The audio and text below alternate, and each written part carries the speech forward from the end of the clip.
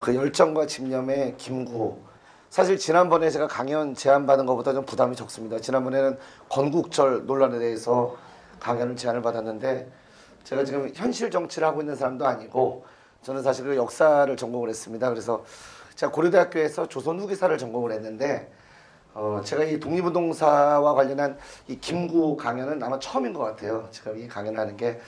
근데 이 김구 선생님과 오늘 이제 우리가 여러분 내일 계속 이어질 김대중, 그리고 이제 노무현, 문재인 대통령, 참 이 하나의 어떤 주제를 좀 연관을 지어서 강연을 하려고 하니, 그러니까 어떤 의도인지는 알겠는데, 더불어민주당에서 어떤 의도로 이걸 잡은지는 알겠는데, 과연 이게 맞나? 이 굉장히 어떤 그 양심과 제가 갖고 있는 어떤 지적 한계를 많이 느끼면서 준비를 했습니다.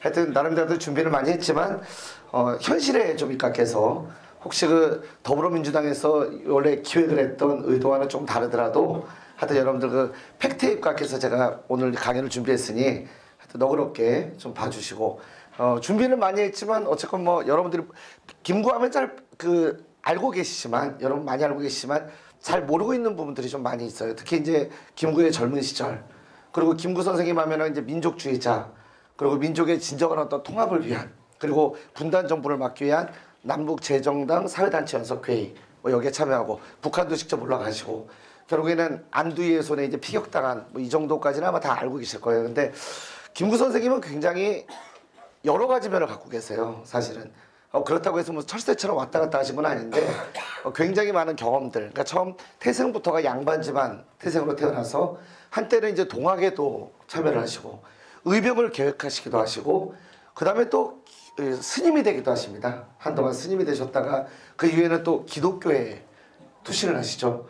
그러니까 우리 지금 정치하시는 분들이 많은 종교를 섭렵하시는 것과 또 비슷하신 면도 있고, 또 한때는 복벽주의를 추구하시다가, 복벽주의는 뭐냐면 황제를 또 복위시켜야 된다, 이런 운동을 하시다가 한때는 또 이제 공화주의를 추구하시고, 또 한때는 반공주의자셨다가 한때는 또 이제 북에 있는 뭐 김두봉, 김일성과 같이 해서라도 통일정부를 수립해야 된다, 또 이런 입장을 또 보이시고.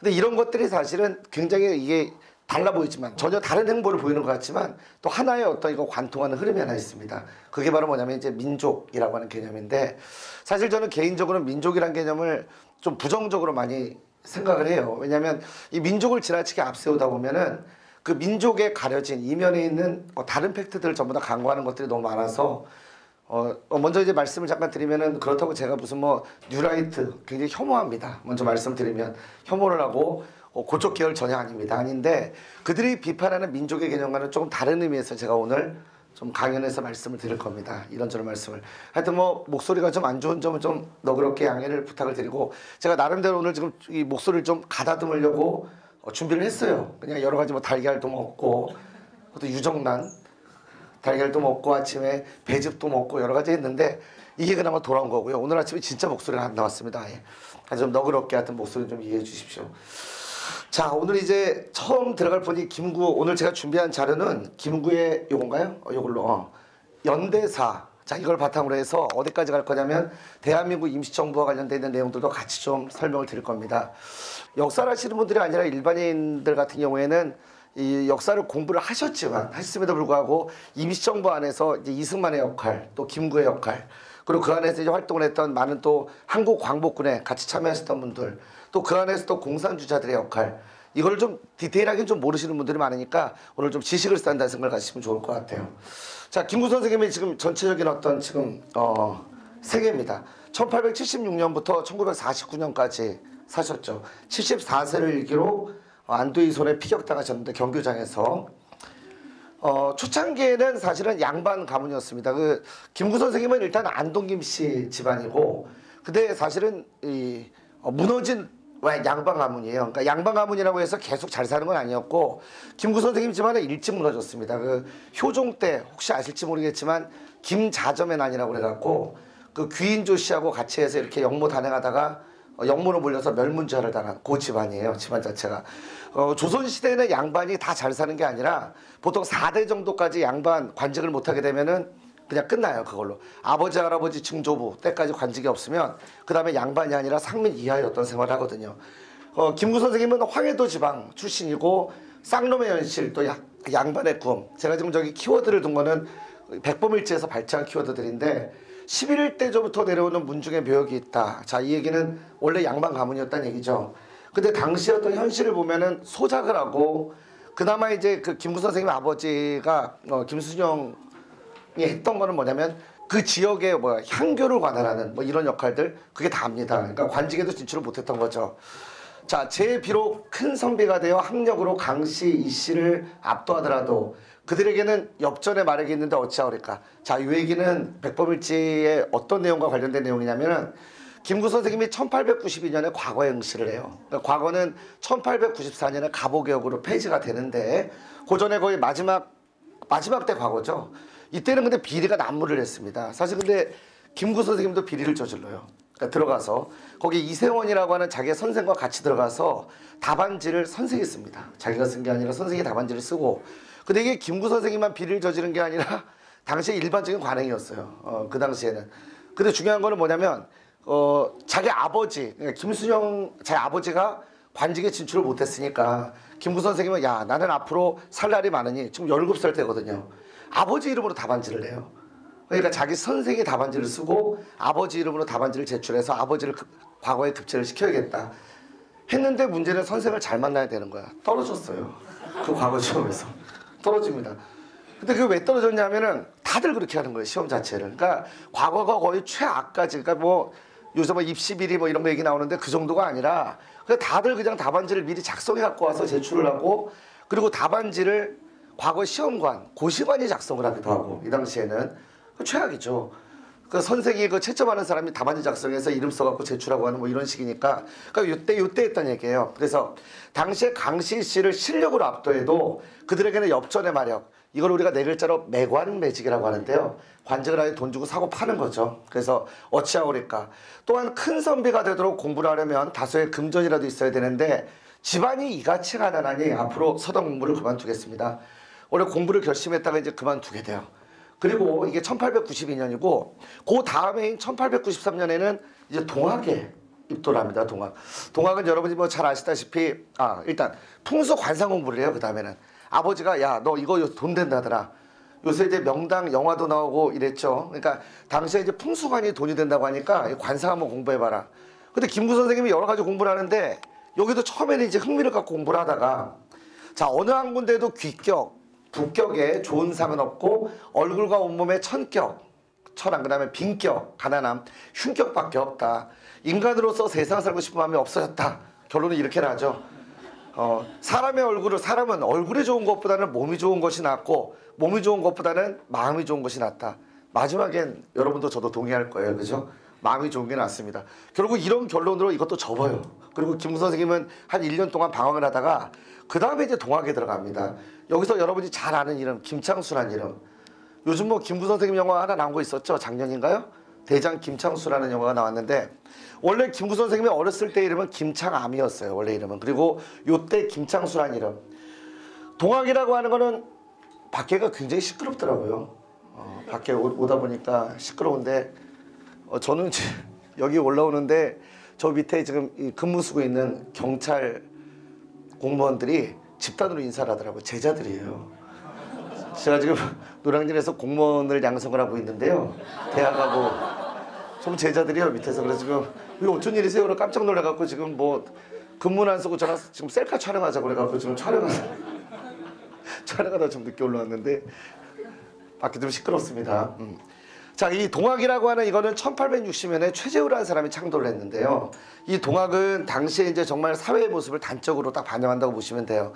최재우는 정말 경주에 몰락한 양반이었고 이 사람은 과거에 역시 매간매직 때문에 진출이 안 되고 하니까 아예 그냥 승려가 됩니다. 1853년에 승려가 돼서 전국을 주유하고 다니던 중에 동굴에 들어가서 여기서 한울림을 만났대요. 그리고 내가 너를 딱 보니까 경신년 4월에 네가 세상을 구할 구세주가 될 만하게 너를 내가 택했다. 뭐 이런 계시를 받았다는 거예요. 그래서 창도한 게 동학인데요. 동학의 가장 중요한 게 이제 거기 처음에 시천주라고 하는 게 저게 시중들다, 받들다 할 때 시자죠. 그러니까 천주를 받든다. 그 다음에 인내천, 사람이 곧 하늘이다. 그 다음에 천인하빌, 하늘과 인간이 하나다. 그러므로 사인여천, 사람을 섬길 때 하늘처럼 섬겨라.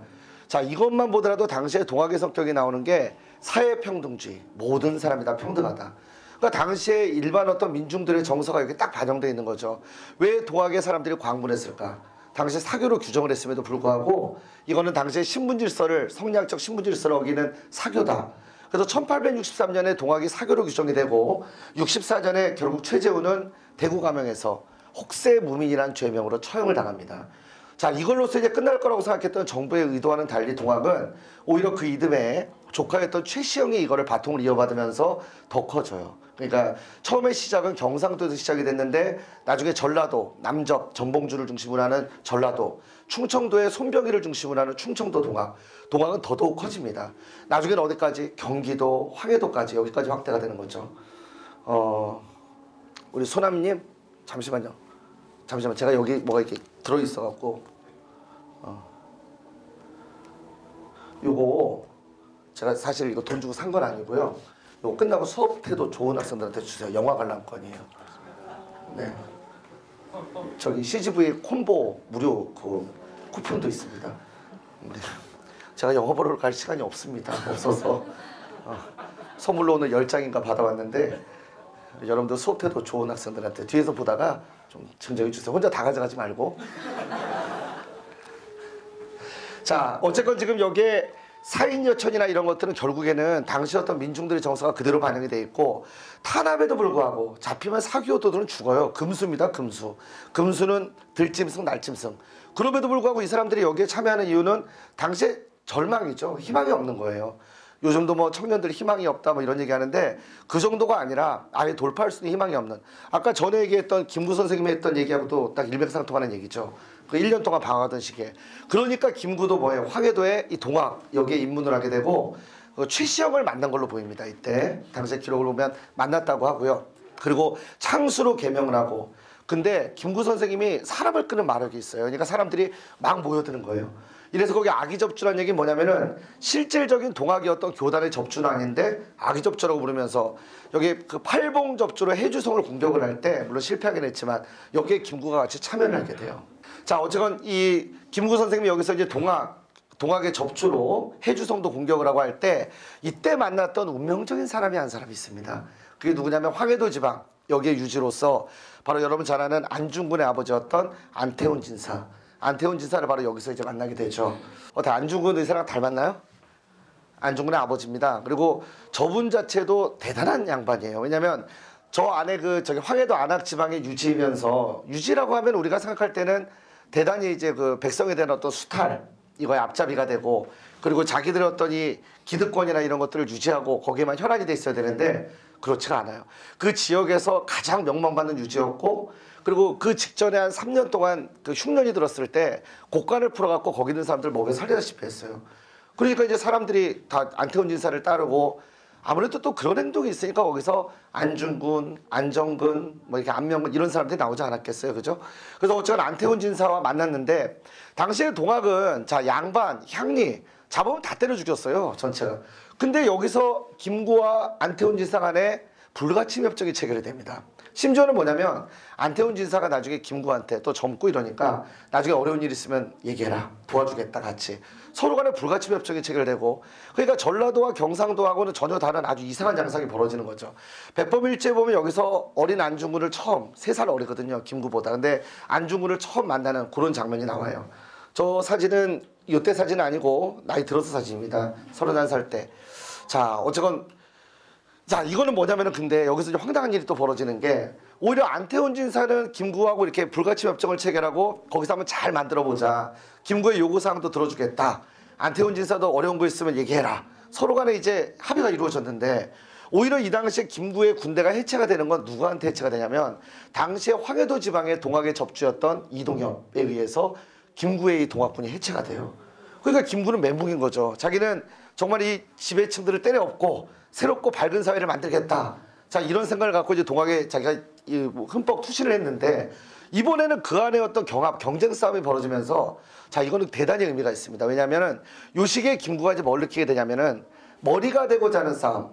자, 우리 더불어민주당에도 세상을 밝게 만들기 위해서 많은 분들이 이렇게 일을 하고 계십니다. 그런데 꼭 공천 때나 이럴 때가 되면은 서로 간에 이전 투구도 나타나고 그 안에서 요즘도 하여튼 좀 이게 많이 이슈가 되고 있지만 자기의 어떤 그 이익을 위한 또 이런 움직임들이 나타날 때마다 우리가 실망을 많이 하죠. 모르겠어요. 여기 있는 다른 분들은 모르겠는데 저는 실망을 많이 해요. 그럴 때마다. 아니 공통의 어떤 정말 가장 이상적인 우리가 목표를 달성할 수 있는 시기가 왔는데 왜 자기들끼리 싸우고 있나. 머리가 되기 위해서 싸우는 거 아니에요. 김구 선생님은 바로 여기에서 그걸 봐요. 그리고 조금 이따 이제 뒤에 가서 제가 말씀드리겠지만 대한민국 임시정부가 출범했을 때 김구 선생님 그 당시에 실질 인사권을 누가 다 잡고 있었냐면 안창호 선생이 노동총장인데 안창호 선생이 잡고 있었는데요. 거기서 다 머리가 되려고 할 때 그 김구는 뭐라고 하냐면 저는 문직이라도 시켜달라 그냥. 제가 여기에 온 게 뭐 장을 하려고 온 게 아니라 문직이라도 그냥 했으면 좋겠다. 이때 안창호 선생이 딱 김구 선생님을 불러다가 어떻게 동지한테 문지기 같은 걸 시키느냐. 그럴 수 없다. 동지한테는 경무부장을 주겠다. 그러니까 우리나라 최초의 경찰청장이죠. 경무부장. 하는 일은 1층의 문직이었어요. 김구 선생님은 이거를 정말 기꺼이 받습니다. 1926년에 김구가 3대 국무령이 됐을 때 김구 선생님이 이런 얘기를 합니다. 나 같은 이런 범부가 국무령이 되면 이건 전 세계가 비웃을 일입니다. 다르죠. 남다르죠. 그러니까 처음부터 아예 그냥 장을 노리고 들어오는 게 아니라 자기한테 그거를 정말 이동영이 간곡히 부탁을 했음에도 불구하고 이건 아닙니다. 저는 제가 이렇게 하면 안 되고 저보다 훨씬 더 뛰어난 분들이 많으니 같이 합의해서 결정하는, 그래서 국무위원 중심의 이제 집단 지도 체제라고 하는 체제를 김구 선생님이 만드는데 저보다 훌륭하신 분들이 많은데 제가 어떻게 그렇게 장이 됩니까? 이거는 아닙니다. 이 김구 선생님의 이런 모든 자세들이 사실은 여기서부터 이제 시작이 된 거예요. 그러니까 어린 시절에 과연 어떤 곳에다 발을 디뎌야 나아갈 길을 찾을 수 있을까?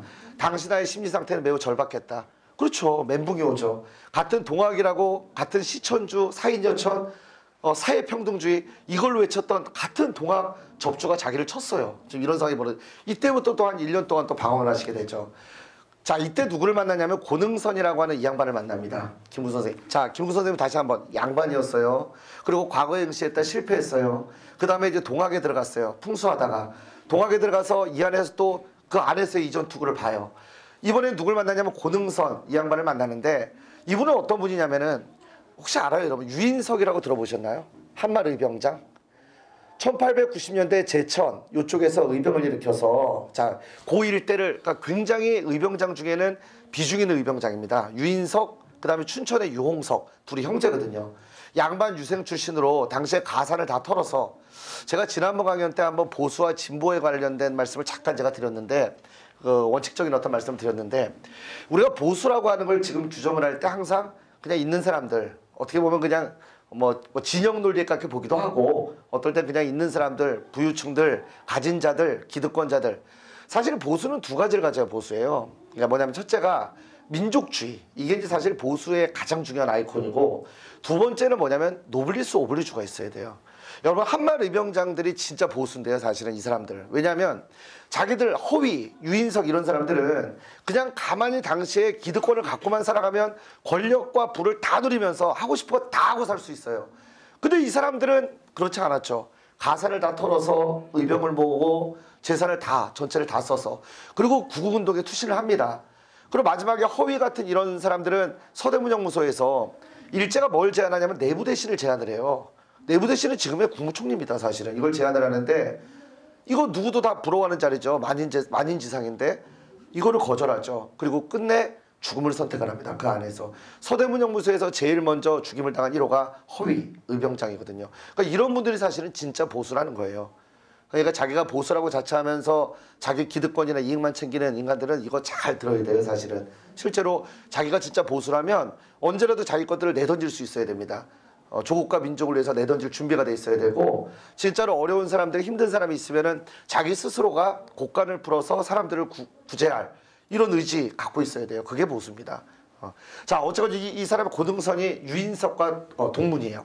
같은 동문이고 자네가 매일 안진사 사랑에 다니며 놀지만 내가 보기에는 자네에게 절실히 유익한 정신수양에는 도움이 없을 듯하니 이 사람은 또 이제 보수적 유색이다 보니까 안태훈 진사가 또 천주교도고 막 이래서 여기에다 또 반감이 사실 있어요. 그러니까 차라리 나와 같이 세상 사도 논하고 학문도 토론하면 어떻겠나. 자, 여기서 이제 고능선한테 뭘 배우냐면 이제 구국의지를 배웁니다. 이 안에서. 그러니까 김구는 그전에는 뭐냐면 자기가 처한 현실 이걸 뒤집어 엎어야겠다. 그 다음에 자기의 관심은 민중, 하층민 이런 거였다면 이제 국가라고 하는 걸 생각하게 돼요. 이 고능선을 만나면서. 왜냐하면 고능선한테 이제 의병운동 여기에 대한 모티브를 받게 되고 그래서 의병을 실제 계획하려고 노력을 하기도 하죠. 아무리 판단을 옳게 하고 생각을 바르게 갖는다 해도 그것을 실천할 힘이 없으면 아무 소용이 없느니. 자, 이 우리 백범일치에서 발전한 얘기인데 이 시기가 바로 뭐냐면 청일전쟁이 벌어지는 시기인데 이건 거기 만평에 실려있는 내용이에요.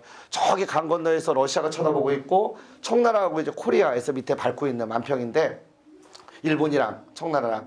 청일전쟁은 여러분들 동학 농민군이 그 전주를 점령을 하고 그게 1894년 4월 27일 날 전주를 점령을 하는데 이틀 후에 청나라 군대가 들어옵니다. 얘네는 이제 우리나라에 대해서 종주국을 행사하니까. 참 안타까운 걸 하나 말씀드리면은 명성황후에 대해서 여러분들 어때요? 좀 긍정적인 좀 반응들이 많던데 명성황후는 일본한테 시해당하고 내가 조선의 국모다 시해당하고. 저한테 명성황후는 저희 역사한 사람들은요 한 짓에 비해서 너무 고평가를 받고 있다.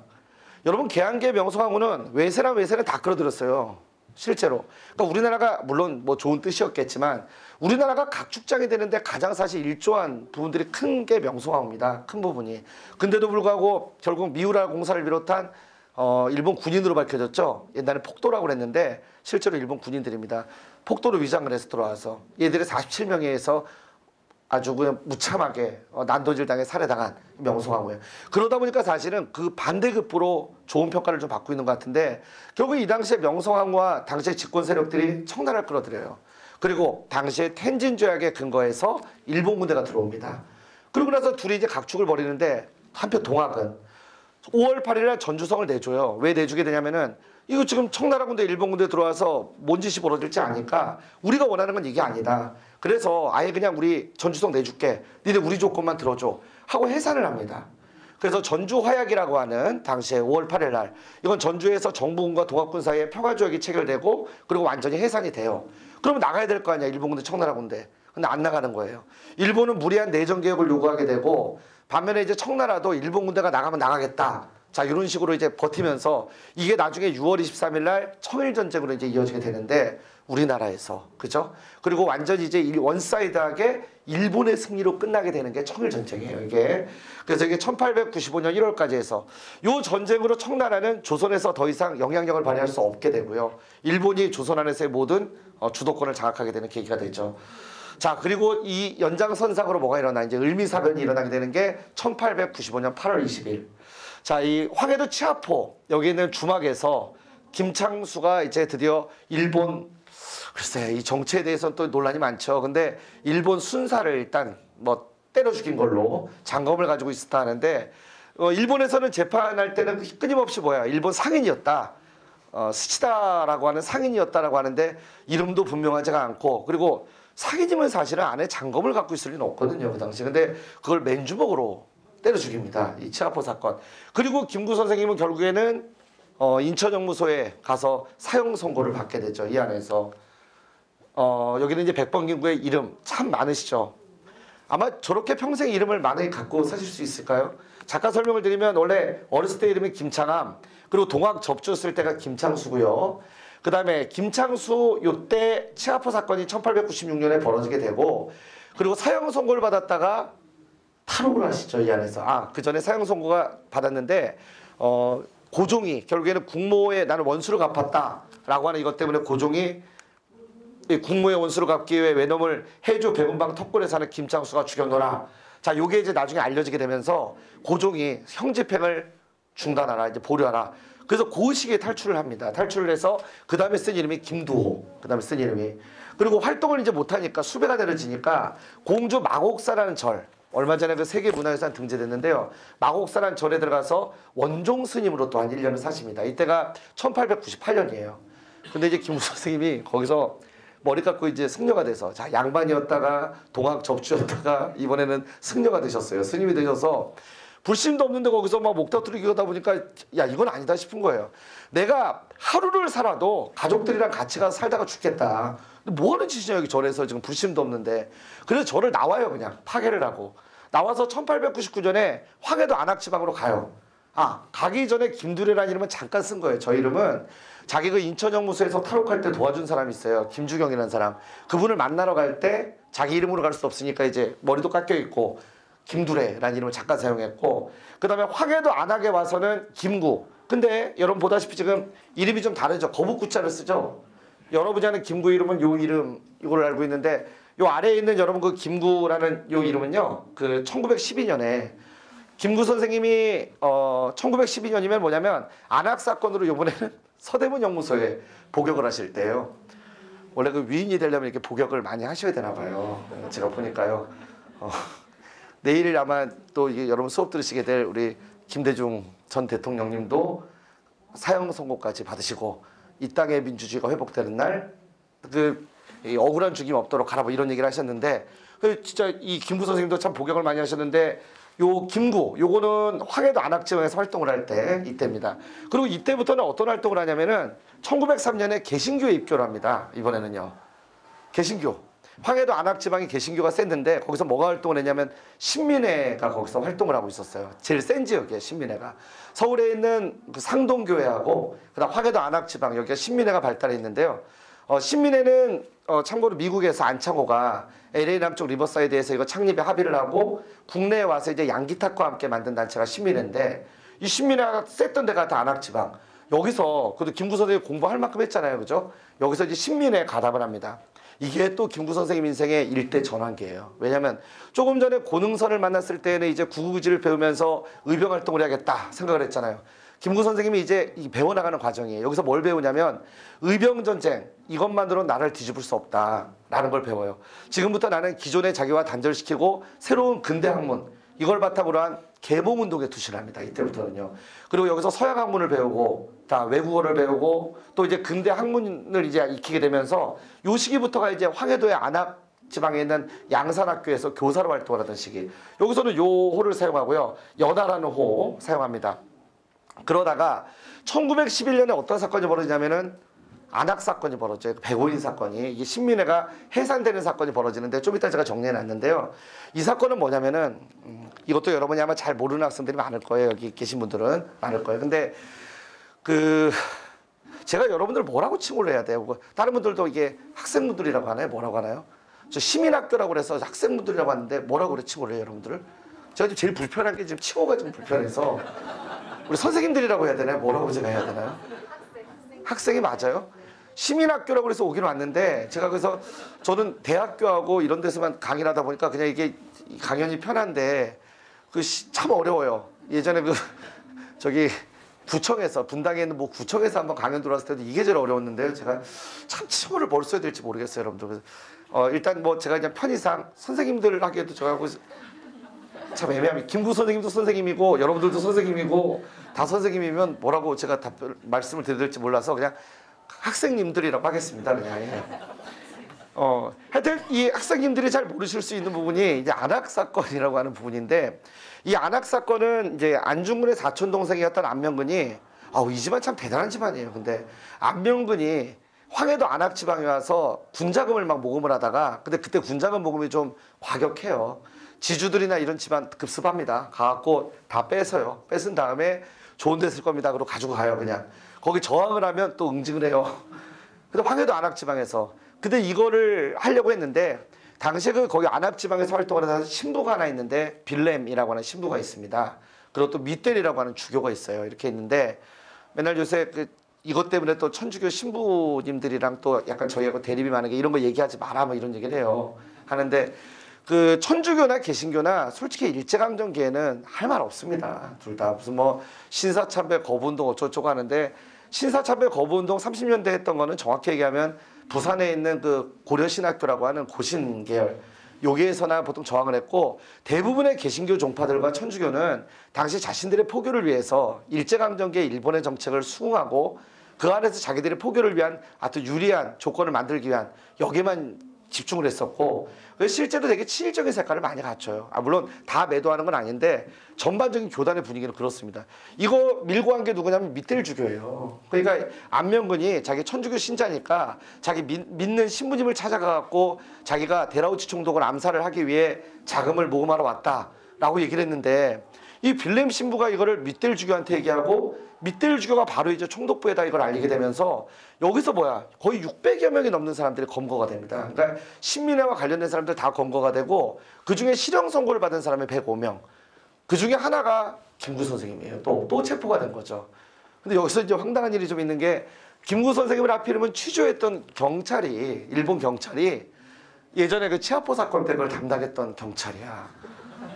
참 이게 문명의 장난이죠. 나는 죽었다. 백범일지에도 나오죠. 나는 죽었다 생각을 하고 조사를 받으러 들어갔는데 저 새끼가 날 못 알아볼 리가 없다. 아무리 시간이 지났어도 못 알아봐요. 김구 선생님을 못 알아봐요. 경찰이 자격이 없죠. 아니, 다행스럽게도. 그래서 여기서 김구 선생님이 결국 7년형을 언도받고 다시 또 이제 서대문 형무소에 수감이 됩니다. 수감이 되고 그리고 나서 그 7년형이 나중에 5년으로 감형이 되고 또 이제 가석방이 돼요. 중간에 한 4년 차 때 그때 메이지 천황 죽고 그러고 나서 이제 가석방 되는 과정이 나오는데 어쨌건 그 다음에 활동을 했을 때 이름이 김구 그다음에 이제 백범. 나는 이 백범의 뜻은 백정이나 범부라도 나만큼의 애국심은 있어야 된다. 조국이 독립을 하기 위해서 이 정도 있어야 된다. 그런 의미에서 하여튼 백범. 마지막에 그 장진구 또는 장진이라는 이름은요. 여러분 김구 선생님이 임시정부에서 수배당하고 이렇게 도망 다니실 때 그때 썼던 이름이 장진구 또는 장진이라는 이름이에요. 자 나중에 이제 김구라는 이름으로 이렇게 됩니다. 자 황해도 광진학교 교사 시절에서 신민회 활동을 할 때 그때 신민회 활동 직전입니다. 이거는 그러니까 아까 얘기한 대로 마곡사에 있다가 돌아가서 여기서 이제 교사 활동을 하면서 할 때 그때고요. 사진이고 이게 백오인 사건으로 끌려가는 신민회 회원들 집단으로 검거가 됐어요. 백오인 사건은 사실은 안명근 사건이라고 해서 안악지방 사건인데 이게 1910년 12월인데요. 일제는 이 사건을 조사하다 보니까 신민회가 너무 큰 거야. 전국적으로. 이걸 줄줄이 엮어야겠다. 그러면 어떻게 해야 돼요? 사건을 확대해야 되죠. 그래서 이 사건을 아예 조직적으로 데라우치 총독을 암살하고 일제를 뒤집어 엎을 이 폭동 뭐 이런 걸로 아예 날조를 해서 105명이 이제 검거가 된 사건이 1911년 1월이 되겠습니다. 1월. 징역 15년. 처음에는 하여튼 요거 이게 7년으로 감형이 됐다가 나중에 5년. 그리고 나서 1914년에 가석방이 되죠. 그다음에 이제 서대문 형무소는 이거 34년 사진인데 요겁니다. 서대문 형무소. 자, 여기에다 제가 이거는 왜 정리해놨냐면요. 여기서 김구 선생님은 또 형기를 하는 과정에서 또 다른 또 자아를 또 발견을 하십니다. 이 안에서 이번에는. 그러니까 제가 지금 여러분 보는 거는 아시죠? 김구 선생님이 자기를 만들어나가는 과정들. 별로 이제 사실 공개는 많이 안 돼 있지만 그런 것들을 지금 보여드리는 거예요. 이 서대문 형무소에서 누구를 보냐면 아까 얘기한 허위 이런 분들. 그러니까 이 안에서 정말 이강년 정말로 그냥 살아도 잘 살 수 있는데 그냥 떵떵거리며 살 수 있는 사람들이 순순히 그 조국의 구국운동을 하다가 죽음을 맞이하는 장면을 봅니다. 이 안에서. 그래서 김구 선생님한테는 그래 내가 그동안 의병 활동에 대해서 너무 부정적이었는데 이건 아닌 것 같다. 양자가 다 맞다. 의병도 나름대로 의미가 있고 그것도 해야 되고 구구지를 위해 또 계몽활동도 해야 되고 김구 선생님은 이러면서 점점 성숙돼 나가요. 자, 악형보다 더 견디기 어려운 것은 굶기는 벌이다.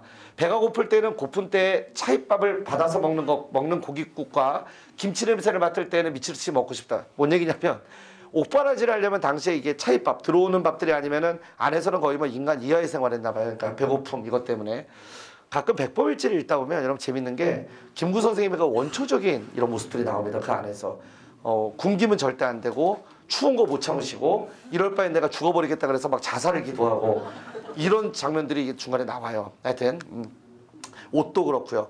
인천 축항공사장 1913년에 이걸 하기 위해서 당시 예전에 그 김구 선생님이 어디 인천 형무소에 있을 때는 그 경인철도 그것 때문에 동원되기도 했지만 요번에는 뭐냐면 인천 축항공사장 이걸 하기 위해서 돌들 이거 막 채취하고 하는 여기에 막 동원되고 이랬어요. 무거운 짐을 지고 까마득한 사다리를 걸어 올라갈 때 얼마나 힘들었던지 떨어져 죽을 결심을 한 적도 여러 번 있다. 몽우리돌. 제가 이 키워드를 왜 해놨을까요? 돌을 막 이렇게 채취하는. 여기서 너무 힘드니까 김구 선생님이 자살을 시도하십니다. 그 기둥에다가 그냥 달려가갖고 머리를 팡 받아요. 한마디요. 그리고 쓰러지시죠. 인공호흡하고 막 해서 살아났더니 딱 일어나서 한다는 말이 나한테 이런 거 시키지 마라. 더 이상 나는 마지막까지도 내가 살아서는 몽우리돌을 채취할지 모르겠지만 진짜 몽우리돌이 돼서 나는 끝까지 살아가겠다. 이쪽 살아가겠다. 이 결심을 하게 되는 계기가 이 몽우리돌 요거예요. 자, 이름을 구라고 하고 이게 1912년에 호를 백범이라고 쳐서 동지들에게 엄포를 했다. 구를 거북구자를 구로 고친 것은 아홉구자로 왜 민족에서 벗어나고자 하며 연하를 백범으로 고친 것은 감옥에서 여러 연구에 의해 우리나라 하등 사회 곧 백정 법무들이라도 애국심이 현재의 나 정도는 되어야 완전한 독립국민이 되겠다는 바람 때문이었다. 그래서 백범이라는 자, 이 호가 여기서부터 나오죠. 자, 상해 임시정부에 참여하게 되는 게 바로 1919년 3월 29일. 3.1운동에 먼저 가담을 하십니다. 그 3.1운동이 일어나요. 그리고 여기서 그걸 지켜보죠. 그리고 여기에 결심을 하고 이때가 김구 선생님이 딱 결혼을 했을 때인데 바로 이제 갓 태어난 아들 100일도 안 넘겼는데 다 버리고 이제 상해로 갔습니다. 요즘 시각으로 보면은 뭐 구국운동도 구국운동이지만 가족 다 버리고 혼자 가신 거예요. 그 나중에 이제 1920년에 가족도 합류를 해요. 그 첫째 아들이 김인이죠. 김인이고 둘째 아들이 나중에 이제 그 상해에서 태어나는 게 김신 이렇게 있는데 하여튼 여기서 이제 그 먼저 건너가십니다. 상해로. 그리고 임시정부에 참여하게 되죠. 지금 요 지도는 뭐냐면은 이렇게 임시정부가 3.1운동에 많았어요. 사실은. 한성정부는 이승만을 중심으로 해서 1919년 4월에 저 위에 문창범을 중심으로 한 대한국민회의 러시아 블라디보스토크 그리고 상해 임시정부가 1919년 그 상해 임시정부는 임시의정원 이동영을 중심으로 해서 1919년 4월 11일에 일단 소집이 됐고요. 여기서 이제 대한민국이란 국호가 제정이 되고 그리고 4월 13일 날 대한민국 임시정부가 정식으로 출범을 합니다. 그래서 제가 저희 역사하는 사람들이 항상 얘기하는 거는 굳이 건국절이라고 하는 거를 자꾸만 하려고 하는 사람들이 있다면 바로 4월 11일 또는 4월 13일을 건국절로 하는 게 맞지 않냐. 이거는 기본에 어떤 전제가 깔려 있는 건 대한민국 임시정부 이거의 정통성을 인정하는 가운데 저희 역사학자들은 그래요. 정부의 꼴을 갖추고 안 갖추고가 아니라 적어도 이 어떤 정신 정부의 틀을 갖추고자 하는 그리고 여기 참여했던 이분들은 바로 우리 그 일제로부터의 어떤 독립 그리고 우리의 어떤 민족의 어떤 자주성을 회복하는 그날을 위해서 지금 현재 어떤 가버먼트의 어떤 이런 형태가 아니라도 적어도 그거의 어떤 꼴을 갖춘 형태를 만들고자 했고 이 정신을 우리가 계승한다는 것은 헌법에도 나와 있거든요. 그렇기 때문에 굳이 건국절 한다면은 4월 11일 또는 4월 13일이 돼야 된다.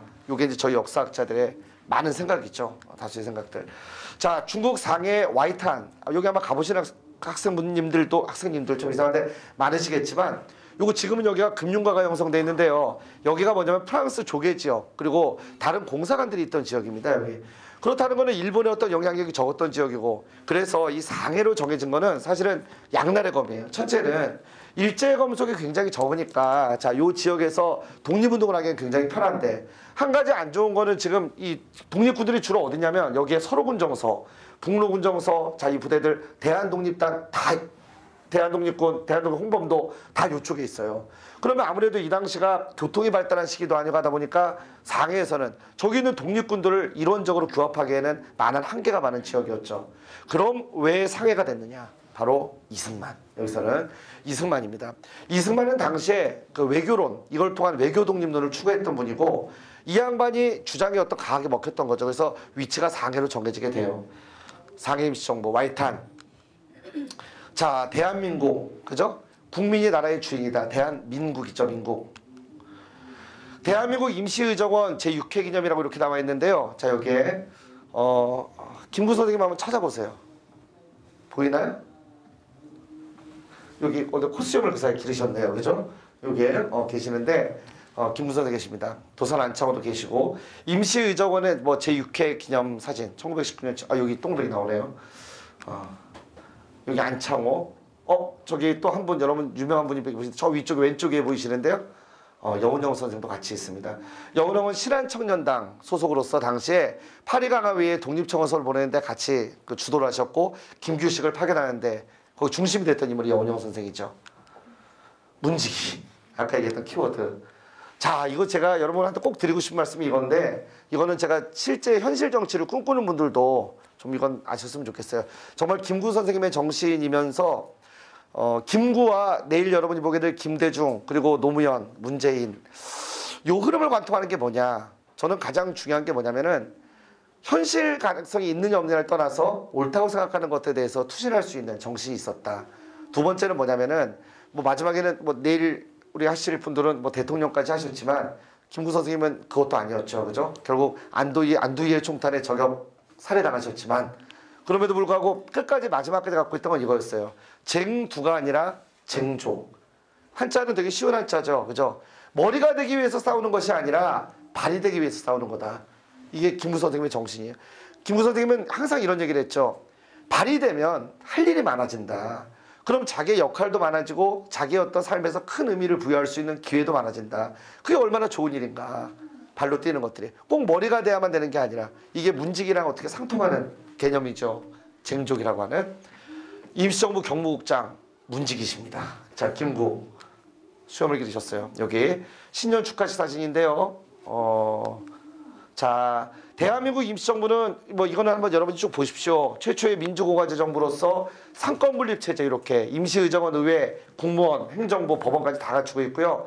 처음에 이제 처음에 이제 개헌을 하면서 대통령제를 취하는데 대통령의 이승만, 국무총리는 이동희.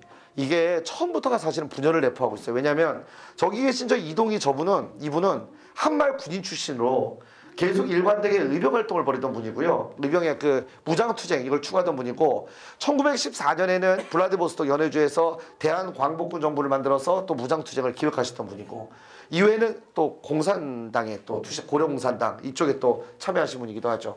여기에는 이승만 외교론자 주로 많은 시간들을 미국에서 보냅니다. 그리고 잠시 후에 제가 잠깐 말씀드릴 내용이지만 결국에는 임시정부와 단절이 되죠. 나중에는 미국으로 가서 군자금 모금 활동이라고 해서 연통제, 비밀행정 조직망, 교통국 이런 걸 통해 국내외와 연결지어서 이런 여러 가지 애국공채도 발행을 했고요.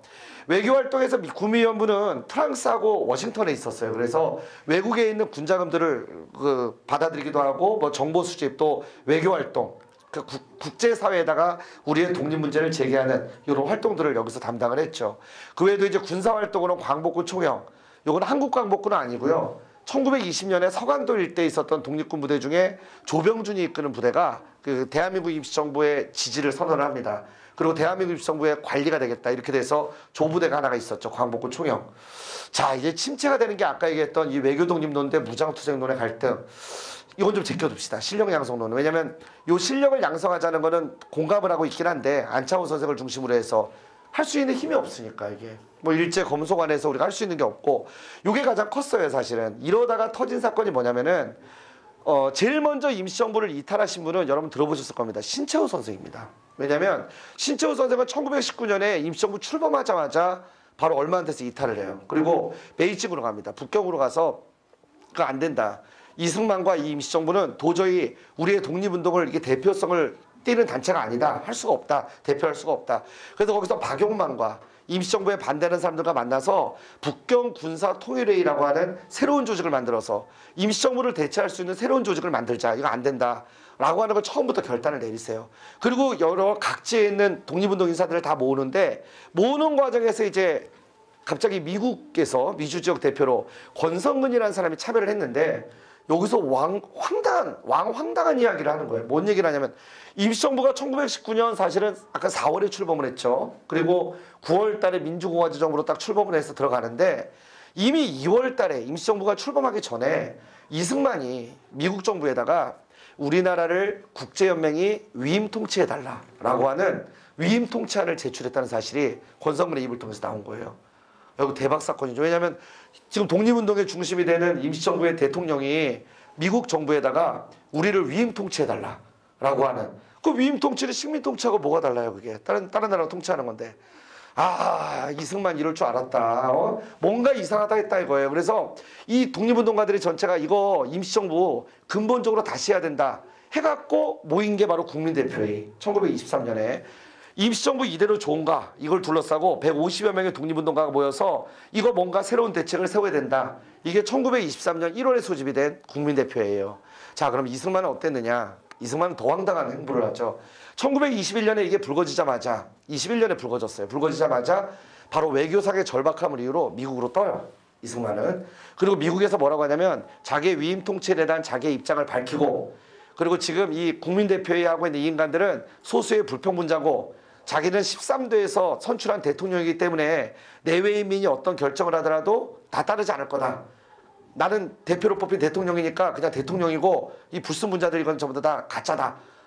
이유 없는 자신감. 장난 아니죠 이승만은. 그죠? 먼저 결론적으로 말씀드리면 이승만의 생각과는 달리 1925년 그 3월 달에 탄핵한 심판관들에 의해서 대통령 이승만을 파면한다 라고 결정이 나요. 어때 비슷하지 않아요? 좀 상황이 그죠? 이유 없는 자신감 이렇게 보이고 있다가 파면당하신 분이 박근혜 대통령이 처음은 아니에요. 아니고 이게 이승만이. 그래서 이승만은 그 다음부터 다음 행도가 황보가 더 황당합니다. 왜냐하면 그러고 나서 민주주의에서 원래 모금을 해갖고 대한민국민회에서 송금했잖아요. 돈. 그거를 끊어버립니다. 제일 먼저. 그러니까 임시정부에 돈 들어오는 거 끊어버리게 되고요. 그러니까 사실은 이승만은 1945년 이후에 국내에 들어와서 자기가 대한민국 임시정부 초대 대통령이다.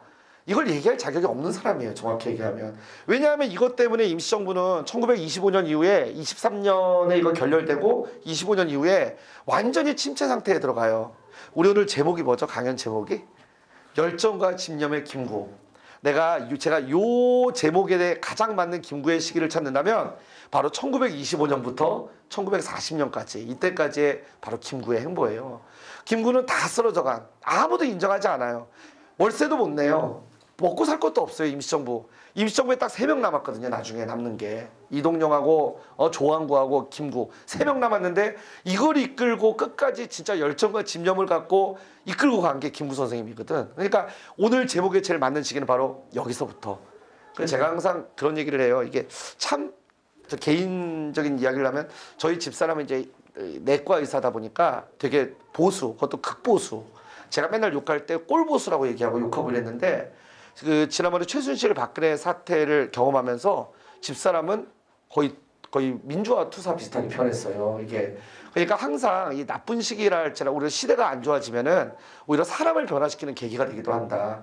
임시정부는 굉장히 안 좋은 시기예요. 근데 오히려 이 안에서 정말로 아주 열정적이고 정말 집념 있는 이제 독립운동가들이 등장을 하고 잠시 후에 보겠지만 이봉창 그다음에 윤봉길 이런 분들도 이후에 한인애국단에 가세를 하시게 되는 거죠.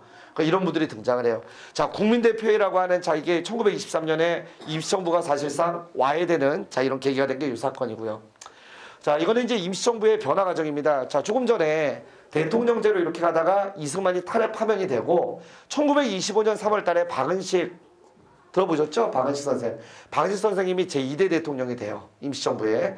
근데 박은식 선생은 이때 몸이 안 좋았어요, 원래가. 원래 안 좋았고. 그래서 4개월 만에 7월 달에 결국 대통령직에서 물러나시게 되고, 그 다음에 이상용이라고 하는 이 사람을 국무령으로 임명을 하고 물러납니다. 자, 물러난 가운데에서 박은식 선생은 11월 달에 돌아갔어요. 그의 병으로 돌아가시게 되고, 제2차 개헌이 그래서 이제 국무령 중심제로 바뀌었는데, 이때는 진짜 돈도 없고 아무것도 없고, 할 수가 없어요. 뭘 할 수가 없는 상황. 그리고 독립운동가들은 다 어떻게 됐어요? 뿔뿔이 다 흩어져 버립니다. 각 지역으로 떨어져 나가버리고. 이런 가운데에서 이제 이상용, 그 다음에 홍진, 마지막에가 김구. 아까도 얘기했지만 김구 선생님이 3대 국무령이 되는데 3대 국무령이 된 김구 선생님은 자, 요 이후에 그 국무령 그걸 내려놓고 이제 27년에 뭘로 국무위원 중심의 집단지도 체제로 이렇게 전환을 하시죠. 이게 어떻게 보면 임시정부에서 가장 오랜 기간 유지가 된 겁니다. 이 국무위원 중심의 집단지도 체제가 요 상태로 오래 가죠. 그리고 1940년 요 사이에 이제 어떤 일이 있냐면 조금 이따 지도를 보여드리겠지만 32년에 이봉창과 윤봉길의 일거가 있고요. 그리고 특히 윤봉길의 일거가 있은 다음에 더 이상 상해에서 활동을 못해요. 그래서 김구는 수비력이 내려지고 임시정부가 이제 이동을 해. 도망다니면서 이동을. 국민당 정부와 함께요. 그래서 어디까지 가냐면 충칭까지 가게 되는 게 1940년이 되고요. 야, 벌써 요 텀이 굉장히 길죠. 27년부터 이게. 그리고 제가 한 가지 좀 이따 이제 김구 선생님의 가정사를 얘기할 텐데 요 시기를 기점으로 해서 김구 선생님 가정은 거의 파탄이 납니다. 이때 파탄. 뭐 독립운동가들 집안은 다들 가난하셨죠. 그죠? 친일파들 집안들은 그때 친일해갖고 민족 반역해서 모은 돈 갖다가 자식들 다 유학 보내고 석사, 박사, 판사, 의사, 변호사, 검사 다 만들고 그 사람들이 1950년대에 다시 또 사회 지도층이 되고 이게 오늘날까지 나타난 여러 가지 어떤 친일의 잔재, 그 적폐들의 어떤 이 원인이 아닐까 저는 이런 생각을 많이 하는데 독립운동가들은 정상적으로 가정이 유지가 되지도 못하고 그리고 교육도 제대로 못 받고 그러고 나니까 해방 이후에 친일파들이 이제 집권한 가운데서 굉장히 또 고통스럽게 어떤 삶을 계속 영위해 나갔고 이런 걸 보면 참 안타까워요. 참 마음이 아픈 게 민족의 정통성을 회복하지 못한 것도 참 안타깝지만 지금에서라도 이제 이분들에 대해서는 조금 다른 식으로라도 좀 이렇게 우리가 보상을 해줄 수 있는. 그러니까 이미 친일파들에 대한 법적인 재판은 안 되죠. 공소시효가 지났으니까. 그럼 이제 남은 거는 역사적인 재판이라도 좀 해야 되거든요. 처벌은 안 돼요. 근데 적어도 친일파들이 민족 반역자들이 건국 유공자가 되고 하는 건 막아야 될 거 아니에요. 그죠? 그러니까 정말 역사하는 사람들이라도 제대로 좀 이렇게 연구할 수 있게 좀 우리 정치하시는 분들이 토대를 좀 마련해주면 더 좋을 것 같은데, 글쎄요, 이게 지금은 좋은 분위기지만 이 대한민국 사회가 워낙에 어떤 뿌리 깊은 이런 친일의 잔재들이 또 어떤 식으로 또 이게 반란이 일으킬지 참 걱정이에요. 저는 항상 뭔가 열심히 가려고 하다가, 과거에 이제 노무현 대통령 때 과거사 청산위원회 열심히 가다가 이명박 정부 들어서자마자 바로 없어졌죠. 그러니까 이런 것들이죠. 도대체 왜 과거사 친일파 청산하자고 하는데 여기에 대해서 자꾸 반대하는 사람들이 나올까? 또 반대하는 사람들이 되게 당당해요. 논리가 너무너무 당당해요.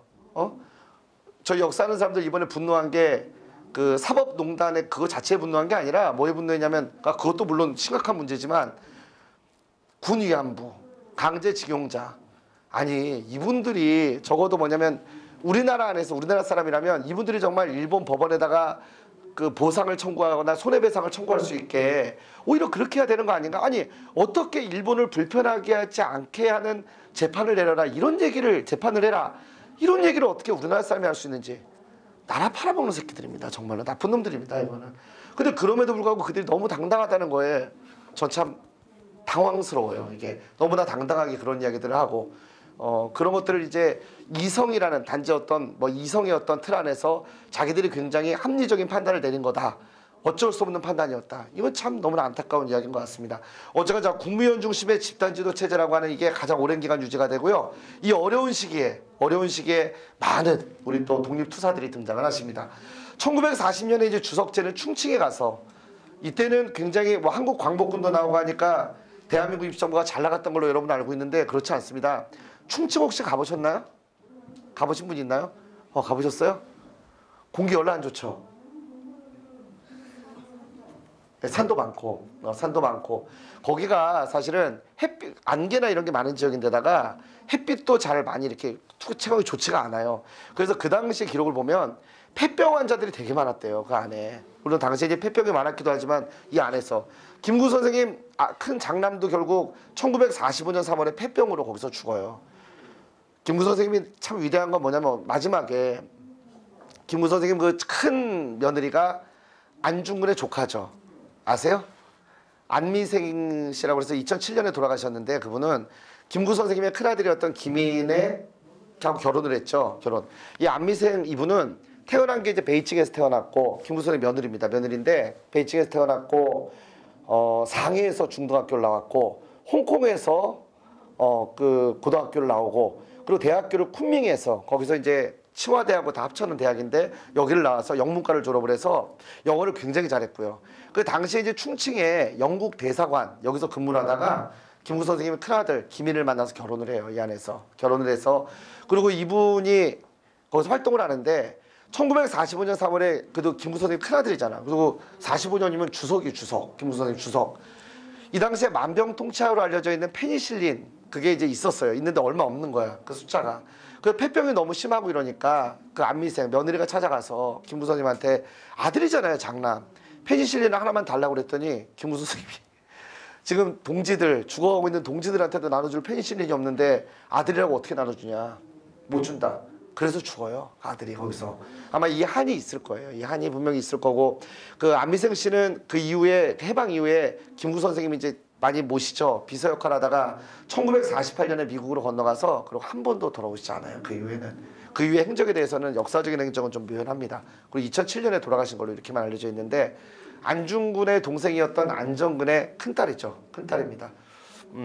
자, 하여튼 주석, 그 다음에 이제 44년에 부주석 제도. 그래서 요때는 뭐냐면 이제 조선민족혁명당 김원봉과 김규식이 들어옵니다. 들어와서 실질적으로 충칭에서 통일된 사실은 정부 형태가, 그러니까 좌익과 우익이 전체 다 포함되어 있는 정부 형태가 되는 게 1942년 이후가 되겠어요.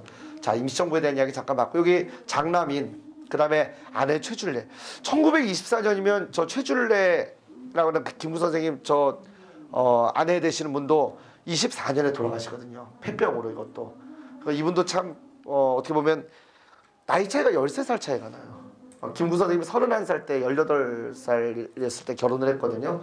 그래서 거기서 이제 아이가 태어나고 평생 사실 김구 선생님 따라다니면 고생만 했죠. 그러다가 이것도 어떻게 되냐면은 차남 신이 태어났는데 그러니까 아이 태어나고 나서 산후조리도 못할 거 아니에요. 그죠?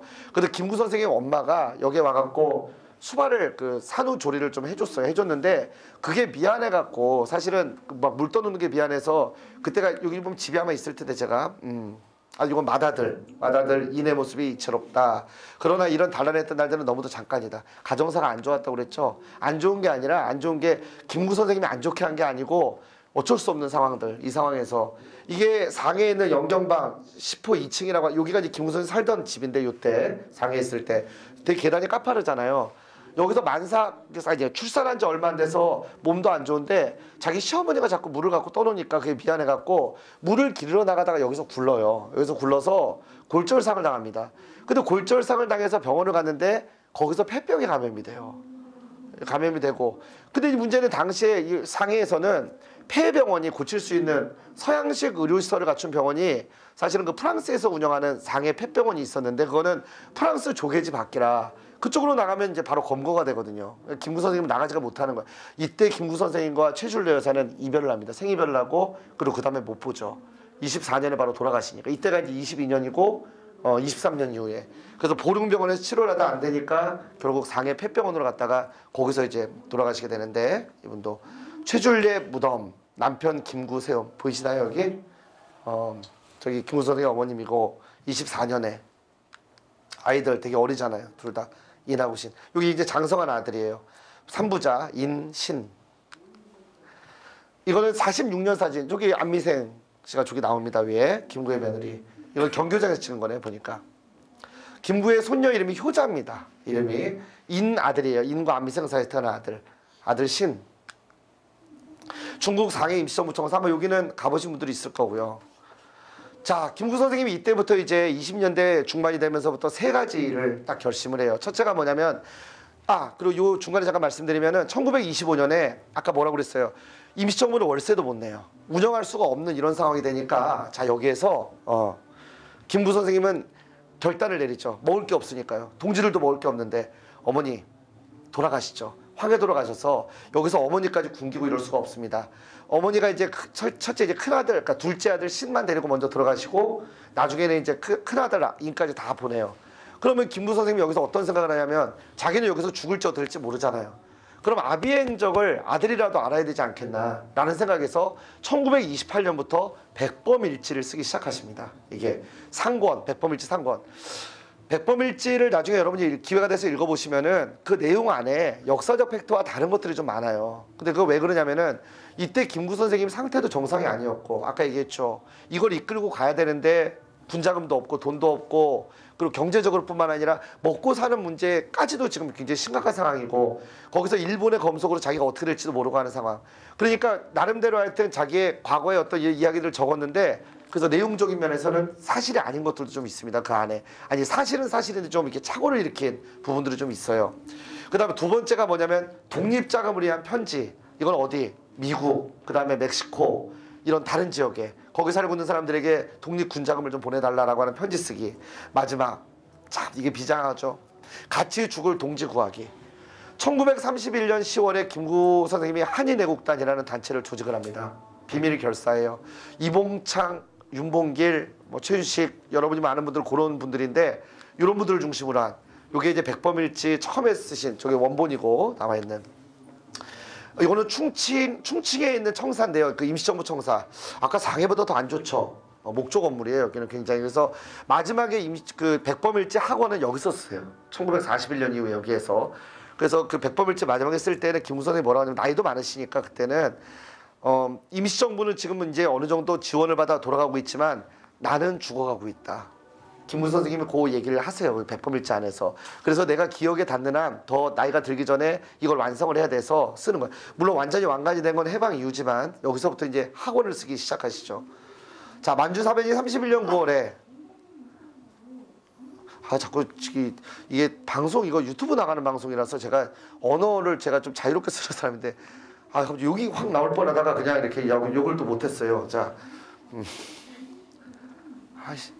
이 새끼들은 가끔 이제 뉴스 볼 때마다 제가 화가 나는 건 다른 게 아니라 너무 염치가 없다는 거죠. 우리도 참 안타깝지만 우리는 한 번도 사과를 못 받았어요. 여러분 이건 아셔야 됩니다. 독일하고 유태인 이런 관계가 아니라 우리는 일본으로부터 단 한 번도 사과를 받지 못했어요. 진심 어린 사과를.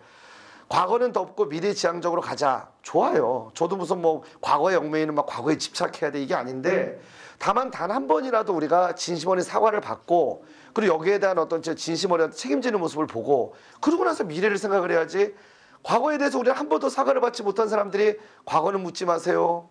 이거는 우리나라 사람으로 이런 얘기를 하는 사람들은 저는 이런 얘기를 하고 싶어요. 여러분의 나라로 돌아가시라고요. 대한민국에 있지 말고 왜 자꾸 대한민국의 건강한 어떤 여론과 이런 걸 교란시키려고 하는지 참 화가 나는 부분이 그런 겁니다. 이게 아까도 이 보다가 참 쓰나미가 터졌죠. 예전에 언제죠? 2009년도인가요? 7년도인가 쓰나미?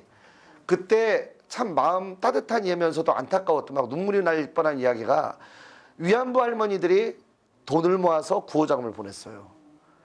이거는 뭐 성녀야 막 이 생각이 드는 거예요 이게. 근데 그거에 대해서 뭐 고마워하는 건 둘째치고 일본이 그 다음에 한 액션이 뭐냐면 독도 문제 바로 문제화시킨 거, 국제연화시킨 거. 항상 그런 식이죠. 관동 대지진 터졌어요. 그러자마자 걔네들 뭐냐면 조선인이 우물에 독약을 넣었다 해갖고 막 소문 퍼뜨려서 자경단에 의해서 조선인들 6천 명이 넘는 보고된 것만 사람들이 학살당하는 관동 대학살이 그래서 벌어지게 되는데 그러니까 이런 것들을 보면은 이것들이 정말 어떤 인간인가 뭐 이런 생각이 들기도 하는데요. 우리는 적어도 한 번이라도 진심 어린 사과를 받고 그러고 나서 이제 뭐 일본과의 어떤 미래지향적인 계획을 해야 되지 않나 이런 생각이 좀 듭니다. 자, 이봉창 의사 이 사진은 여러분 아마 많이 봤던 사진인데요. 선서문 해갖고 나와 있죠. 나는 적성으로서 자 조계 자 여기 보면은 1901년에서 32년 이봉창 의사에 대한 이야기 잠깐만 드릴게요. 또 그 이봉창 의사는 동경에서 그 일본 육군 열병식 행사를 마치고 나오는 천황의 마차에다가 수류탄을 투척을 해서 미수로 끝났지만 이것만 알고 계신데 이봉창 의사 이분은 어린 시절에 이제 고아로 태어나셔갖고 뭐 일본인 과자 점원 그다음에 허드렛 일 신문 배달 안 한 게 없습니다. 그러다가 일찌감치 일본으로 건너가서 막 막노동을 하면서 했대요. 김구 선생님이 처음에 이봉창 의사를 딱 만났을 때는 독립운동 하시던 많은 분들이 뭐 이동영 선생도 그렇고 첩자다 쟤. 저 수상한 애다. 절대로 쟤 믿어서는 안 된다. 왜냐면 한국말보다 일본말을 더 잘했대요. 한국말을 잘 못하고 일본말. 반 이상이 다 일본말이래요. 그 당시에 또 김구 선생이 워낙에 또 이 첩자들 밀정들이 막 움직이고 이러니까 의심을 했던 건데 이분이 찾아와서 한다는 얘기가 뭐였냐면은 인생의 목적이 쾌락이라면 나는 31년 동안 쾌락을 누렸다. 이제 마지막 영원한 행복을 위해서 독립운동에 투신하려고 하니 날 좀 보내달라. 이 말 남기고 오신 분이에요. 그리고 적의 심장 한복판에서 천황의 그것도 마차에다가 수류탄을 아주 가열차게 던지신 분이 우리 이봉창 의사십니다. 이봉창 의사의 요 의거는 왜 중요하냐면 일본에서 일어난 일이고 당시에 이제 중국이랑 관계가 안 좋았잖아요. 중국의 국민당 신문이었던 민국일보에서도 이게 대서특필이 될 정도로 사실은 굉장히 센세이션한 사건이었고 이걸 계기로 해서 상해사변이 그 다음에 일어나요. 상해사변 전승축 대역범인이라고 써있죠. 저기 이봉창 이렇게 돼 있는데요. 이걸 이 바통을 이어받은 분이 이제 윤봉길 의사. 윤봉길 의사는 또 이거 할 때 나이가 25이었어요. 이거 할 때 나이가 지금 나이가 나오죠. 25인데 우리나라에서 평범한 농민으로 살다가 아이 둘 딱 태어나고 그래서 윤봉길 의사가 마지막에 쓴 강포에 쌓인 모순과 담에게라고 하는 아이들에게 쓴 글이 있는데요. 그것도 참 눈물 나는 글이죠. 아비 없음을 슬퍼하지 마라. 동서양을 보건대 아비 없이 훌륭하게 자란 인물 많다. 뭐 이런 이야기를 나오면서 너희가 그 사람이 되어라. 그 나중에 아비의 무덤에 와서 술 한 잔 부어라. 이분들 삼의사에 다 들어가는 분들이죠. 이분도 결국에는 25의 나이로 여기 오셔서 홍코공원 이 의거는 정말 엄청난 의거였어요. 왜냐하면 상해사변 전승 축하식 중국의 입장에서 볼 때는 굉장히 창피하고 수치스러운 행사고 이날이 또 천장절 가장 일본의 큰 행사였던 천황의 생일 행사와 같이 홍코공원에서 열렸죠. 여기서 무슨 폭탄이에요? 도시락 폭탄을 알고 있는데 수통폭탄입니다. 수통폭탄을 투척을 해서 시라가와 대장을 비롯한 거류민 단장까지 장성급 9명을 그 자리에서 폭살을 시킵니다. 그 홍코공원 아마 가보신 분들 많이 있을 텐데 홍코공원 거기 가면 그 지금은 많이 없어요. 그 윤봉길 기념관 조그맣게 하나 지어놓고 이렇게 돼 있는데 실제로 윤봉길 의사가 이 투타를 했다는 그 위치에서 단상까지를 보니까 굉장히 먼 거리에 게임이 되게 좋으셨나 봐요. 하여튼 네. 그걸 던져서 하여튼 어쨌건 완전 아비규환을 만든 이 의거를 하셨죠. 저게 이제 김구 선생님하고 둘이 나눠찬 시계입니다. 오른쪽에 있는 게. 자, 상해 홍콩은 이거 완전 그 아수라장이 됐죠. 이게 옥중에서 찍은 사진이에요. 이 모습이랑 어때요? 좀 다르죠?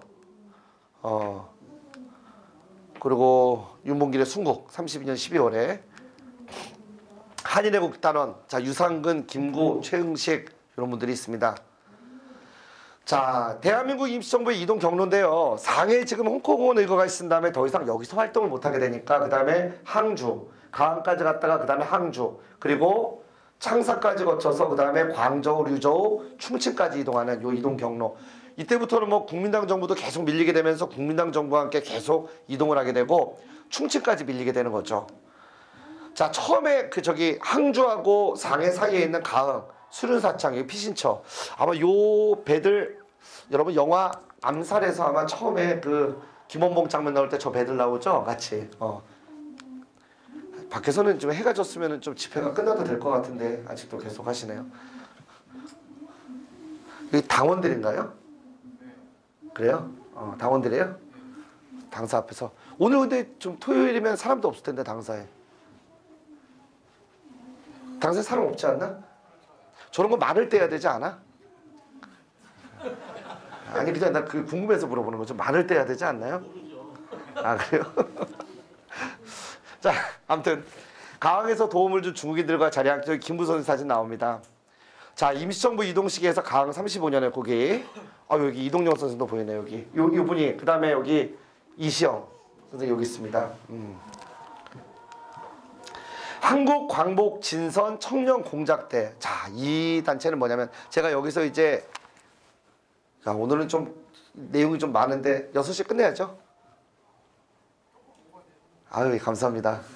지난번에도 막 너무 이렇게 해서. 자, 이 다음 이야기들이 사실 중요한 이야기들이 좀 많아서 1935년에 김구 선생님이 한국국민당이라는 단체를 조직을 하십니다. 조직을 하는데 바로 이 시기를 기점으로 김원봉이 그 독립운동의 주축이 사실 약산 김원봉과 그 다음에 백범 김구 요 두 사람으로 갈라져요. 그런데 여기서 김원봉 선생이 사실은 1947년에 월북을 하기 때문에 그동안 아주 오랫동안 사실 공산주의자로만 간주가 되어 왔는데 이 시기는 아닙니다. 여러분이 분명히 아셔야 될 건 뭐냐면 1950년 이전의 공산주의자들은 여러분이 알고 있는 그런 개념으로 보시면 안 돼요. 공산주의자들이. 그러니까 뭐 좌파 빨갱이 뭐 이런 개념으로 이렇게 몰아가면 얘기가 상당히 곤란해집니다.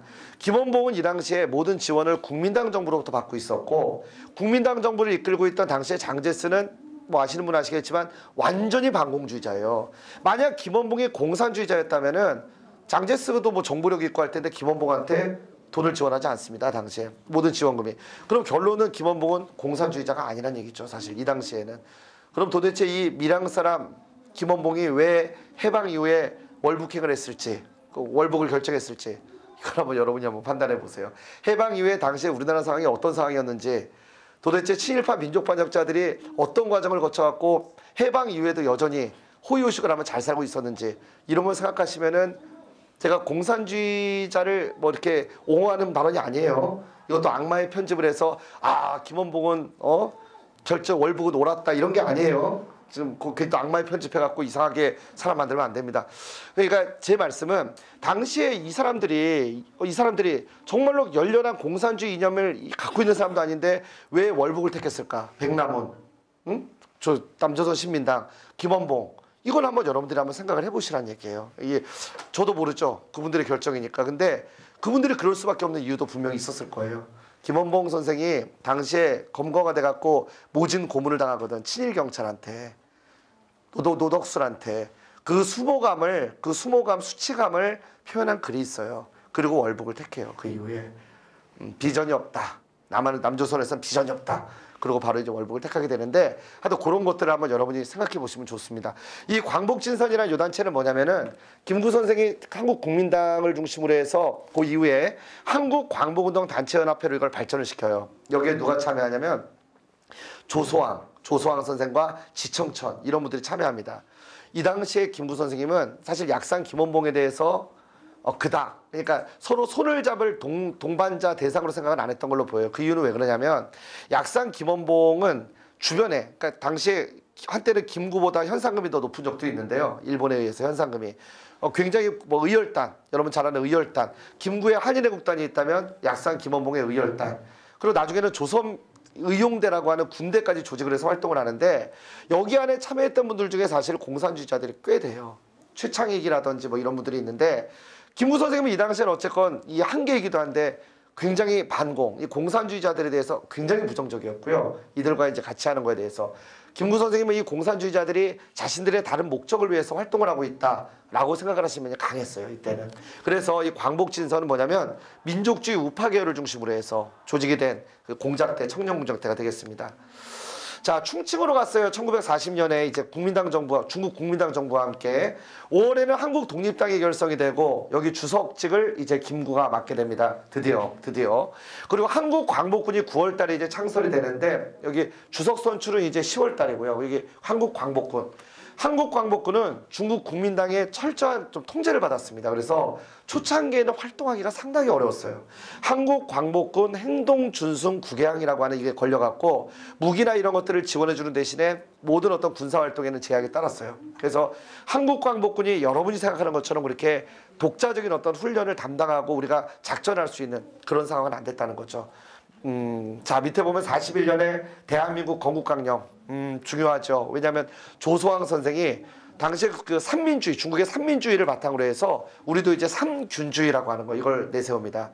민족과 민족의 평등, 국가와 국가의 평등, 그리고 개인과 개인 간의 평등, 그리고 삼민주의에 나온 것처럼 정권의 평등, 그리고 학권의 평등, 이권의 평등, 요 세 가지. 그래서 정치, 그리고 경제, 교육, 요 세 가지를 내세운 건국강령이 반포가 돼요.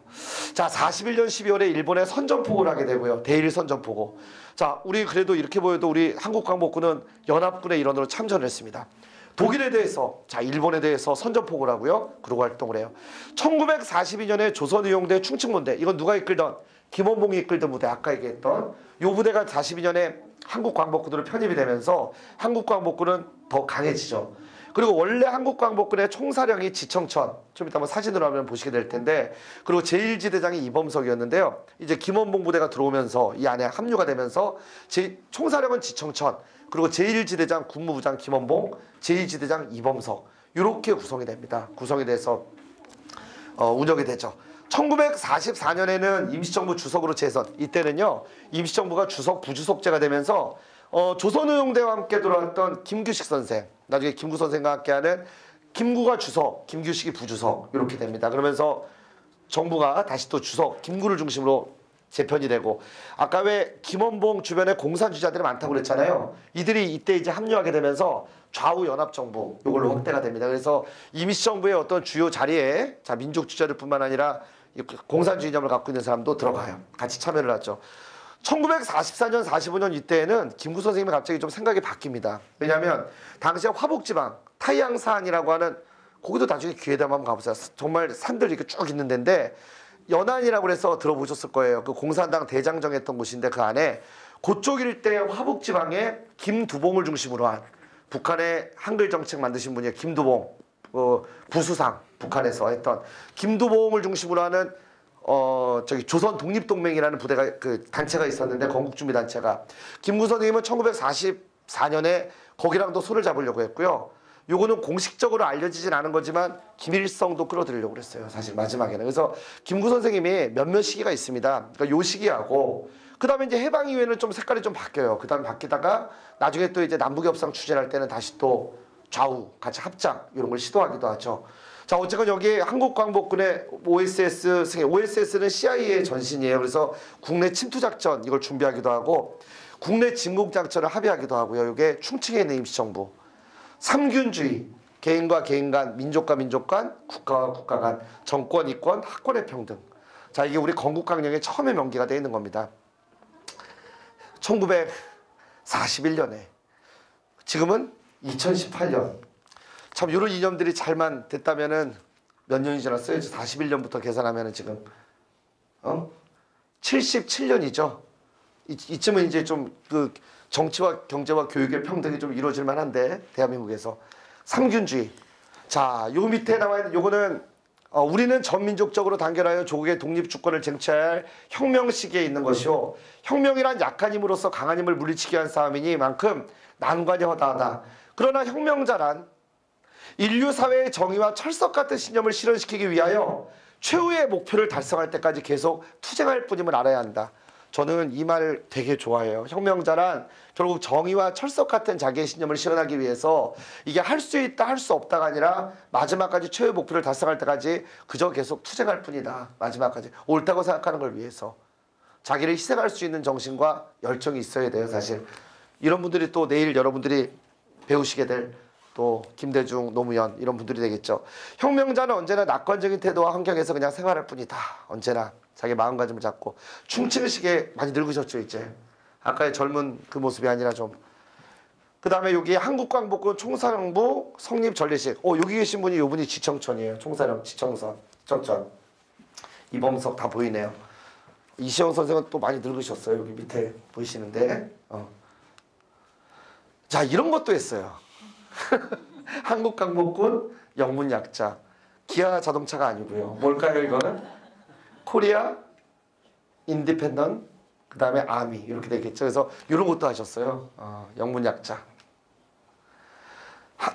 이분들도 우리 꼭 기억하세요. 참 이름 없이 어떻게 보면 이분들 다 이름이 남아있지 않잖아요. 그죠? 이분들 한국광복군 이름 적어놓고 활동할 수 있는 것도 아니고 그러나 이름 없이 이렇게 아까 제가 뭐라고 했어요? 쟁족이라고 그랬죠.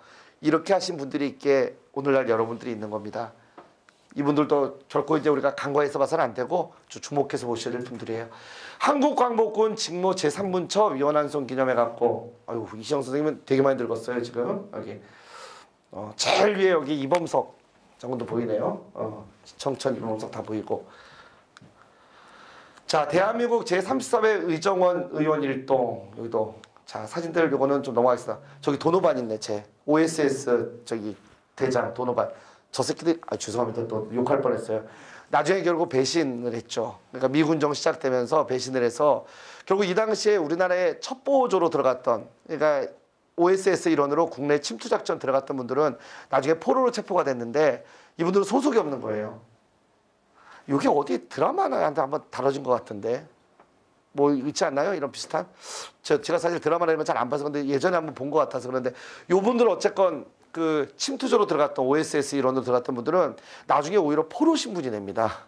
여기다가 왜냐하면 신분이 없는 분들이니까 군번 없이 들어간 분들이기 때문에 침투조로 들어갔던.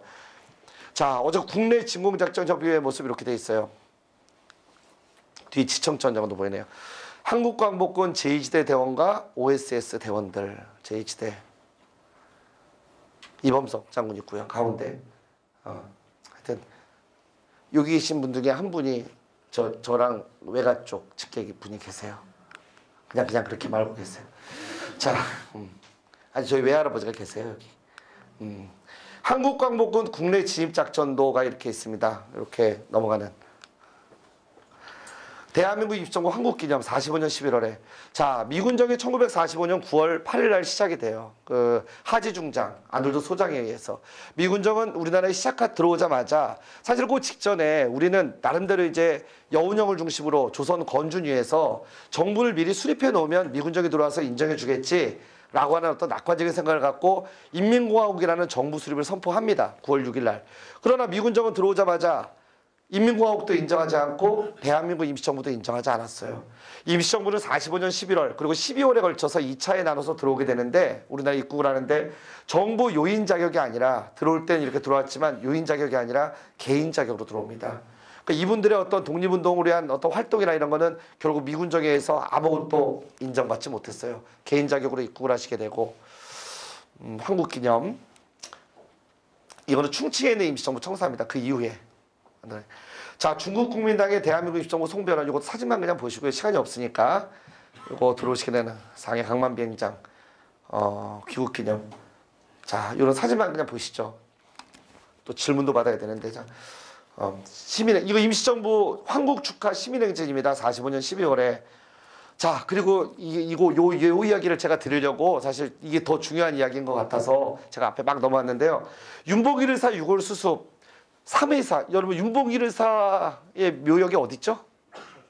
효창원에 있죠. 누가 말씀하셨죠? 예. 가보셨어요? 아, 예. 거기 또 누구 계세요? 여러분들 계시는데 네. 거기 가면도 많잖아요. 네네. 일단 가면은 네, 있죠. 하나가 있죠. 안중근 의사묘가 가묘가 있죠. 그 하나가 있고 요 314묘가 옆에 있잖아요.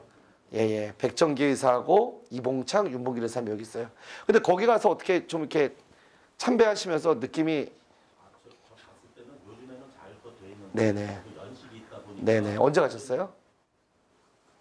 그것까지는 예.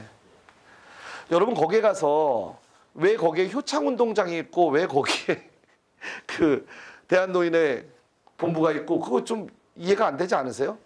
저는 이제 운동을 한 사람이라서 네네. 그래서 이제 효창부장을 네네. 했었죠. 네네. 그렇게 지금 거리에 있는 줄은 몰랐어요. 아, 그러니까 저는 지금 현충원에다가 그 옆에다가 야구장 만드는다고 하면 난리가 나겠죠. 근데 어떻게 거기에 그 백범 김구 선생님의 묘역과 다른 분도 아니고 314 묘역이 그렇게 있는데 그 옆에 왜냐면 그 이후에 지어진 거거든요. 효창운동장은 1956년에 지어진 거고 나머지 거기 뭐 대한노인의 유경수 여사, 송덕비 이런 거는 난 1960년대, 70년대 이후에 지어진 건데 아니 어떻게 거기다가 그런 걸 지을 수가 있나? 이거를 한 번도 여러분 아마 고민해 보지 않으셨을 것 같은데 그거를 제가 마지막에 좀 실어놨어요. 이거는 좀 이제 좀 문제의식을 좀 갖긴 가져야 될 것 같아서 하여튼 윤봉길 의사 이걸 수습을 합니다. 여러분 영화로 얼마 전에 나왔는데 그 박열이라는 영화가 있습니다. 박열. 저는 사실 개인적으로 역사물로 다뤄진 영화 중에 여러분한테 강추해드리는 영화 중에 하나예요. 진짜로 이게 박열이라는 영화는 왜 많이 조명되지 않았던 분 일제강점기 어떻게 보면 일본 감옥에서 실제 혐의가 없음에도 불구하고 가장 오랜 기간 동안 복역을 했던 분의 이야기고 이분이 나중에 그 3.14 그 윤봉길하고 이봉창 의사 백정기 의사까지 그 유고를 수습하는데 또 일본에서 앞장을 서했던 분이고 하여튼 그래서 그거를 영화화했다는 것도 되게 저는 의미가 있었고요. 그 영화를 보면서 깜짝 놀란 게 뭐냐면 이게 참 영화라고 하는 건 많은 픽션이 가미가 되는데 그 영화는 정말 팩트에 입각해서 제가 왜냐면 그 영화가 나오고 나면은 이 사실관계를 저는 이렇게 다 확인을 다 해보거든요. 근데 너무너무 그렇게 팩트에 입각해서 잘 만든 웰메이드 영화 중에 하나 참 드물다라고 하는 생각했던 영화 중에 하나입니다. 그래서 나중에 기회 되시면 한번 보세요. 저 그 영화 투자자도 아니고 그 영화 만드신 분이랑 아무 관련도 없는데요. 이주익 감독이랑 감독 관련도 없는데 그 제가 강추해드리는 영화 중에 하나입니다. 하여튼 거기에 그 윤봉길 의사 유골 수습하는 장면이고요.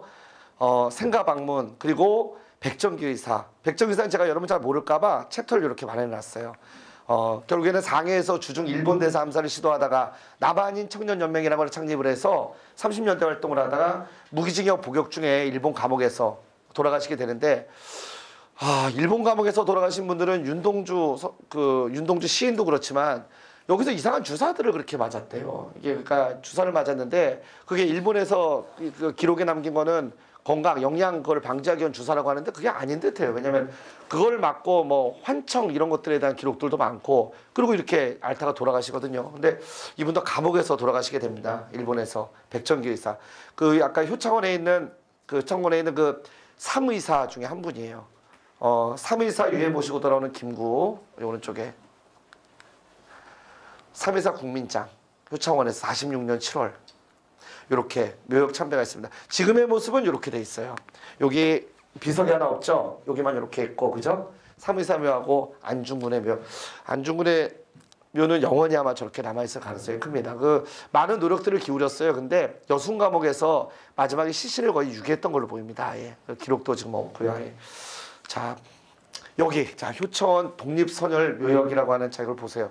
여기 김구 주석의 묘역이 있고 3.14 묘역이 있고 이동영 주석의 묘역이 이렇게 있는데 그런데 여기 보시게 되면 여기 북한 방공 거기 방공투사 이렇게 돼 있고 왜 근데 이상하게도 뭐가 있냐 막 이런 운동시설들이 막 돼 있어요. 사방에 가까운 거리에 이렇게 여기도 마찬가지로 유경수 송덕비 대한노인의 건물 이렇게 돼 있는데 테니스 현재는 백범 기념관이지만 테니스장.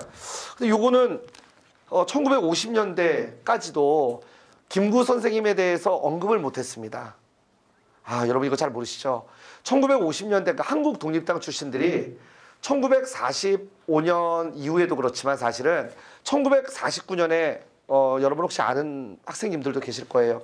국회 프락치 사건 이런 걸로 인해서 많은 분들이 월북을 했어요. 그 이후에 한국 독립당 소속, 특히 반민특위 관련자들 이런 분들이 관련돼 있는 분들이 월북을 많이 하고 납북이 되고 또 조소왕 선생도 1950년 5월 30일 제2대 총선 성북구에서 전국 최다 득표를 하고 당선이 됐지만 6.25 터지자마자 바로 납북되셨죠. 조소왕 선생도. 그리고 또 누구야? 납북되신 분들 김규식도 선생도 납북되고 이렇게 되다 보니까 6.25 이후에 반공 이거와 맞물려서 한국 독립당 그리고 김구와 관련 있는 분들은 언급조차 못하는 그런 상황이 됐어요. 그 50년대 그리고 또 하나는 이승만의 의지였겠죠. 당시에.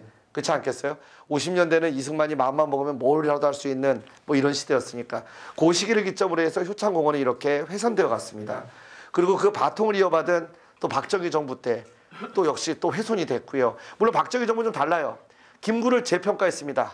건국 훈장, 중장까지 수여하고 하면서 재평가를 했는데 하는 척 하면서 여기다가 막 이상한 걸 막 지었어요. 그 다음에 참 아이러니컬하게도 효창원이 정말로 오늘날에 그래도 순국선열 우리 또 묘역이 물을 만든 거는 정말 어울리지 않는 전두환 노태우 때입니다.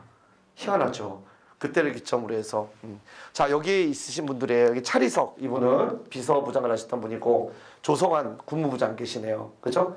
이동영, 김구 여러분 잘 아는 안중근, 윤봉길, 이봉창 제일 마지막에 백정기의사까지 이렇게 요분들이 효창원에 계십니다.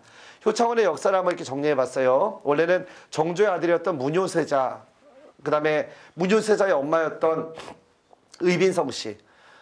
이걸 잠깐만 말씀드리면 정조의 첫사랑입니다. 의빈성 씨는. 근데 후궁이에요, 후궁. 그리고 여기서 정조가 왜냐면 아이가 없었죠. 그러니까 30살이 돼갖고 아이를 낳은 게 문효세자인데 이 1786년에 5살의 나이로 홍역으로 죽어요. 죽고 홍역으로 죽은 지 4개월 만에 의빈성 씨도 죽어요. 만삭이었는데 갑자기 죽습니다. 앓다가 뭐 병명도 모르죠.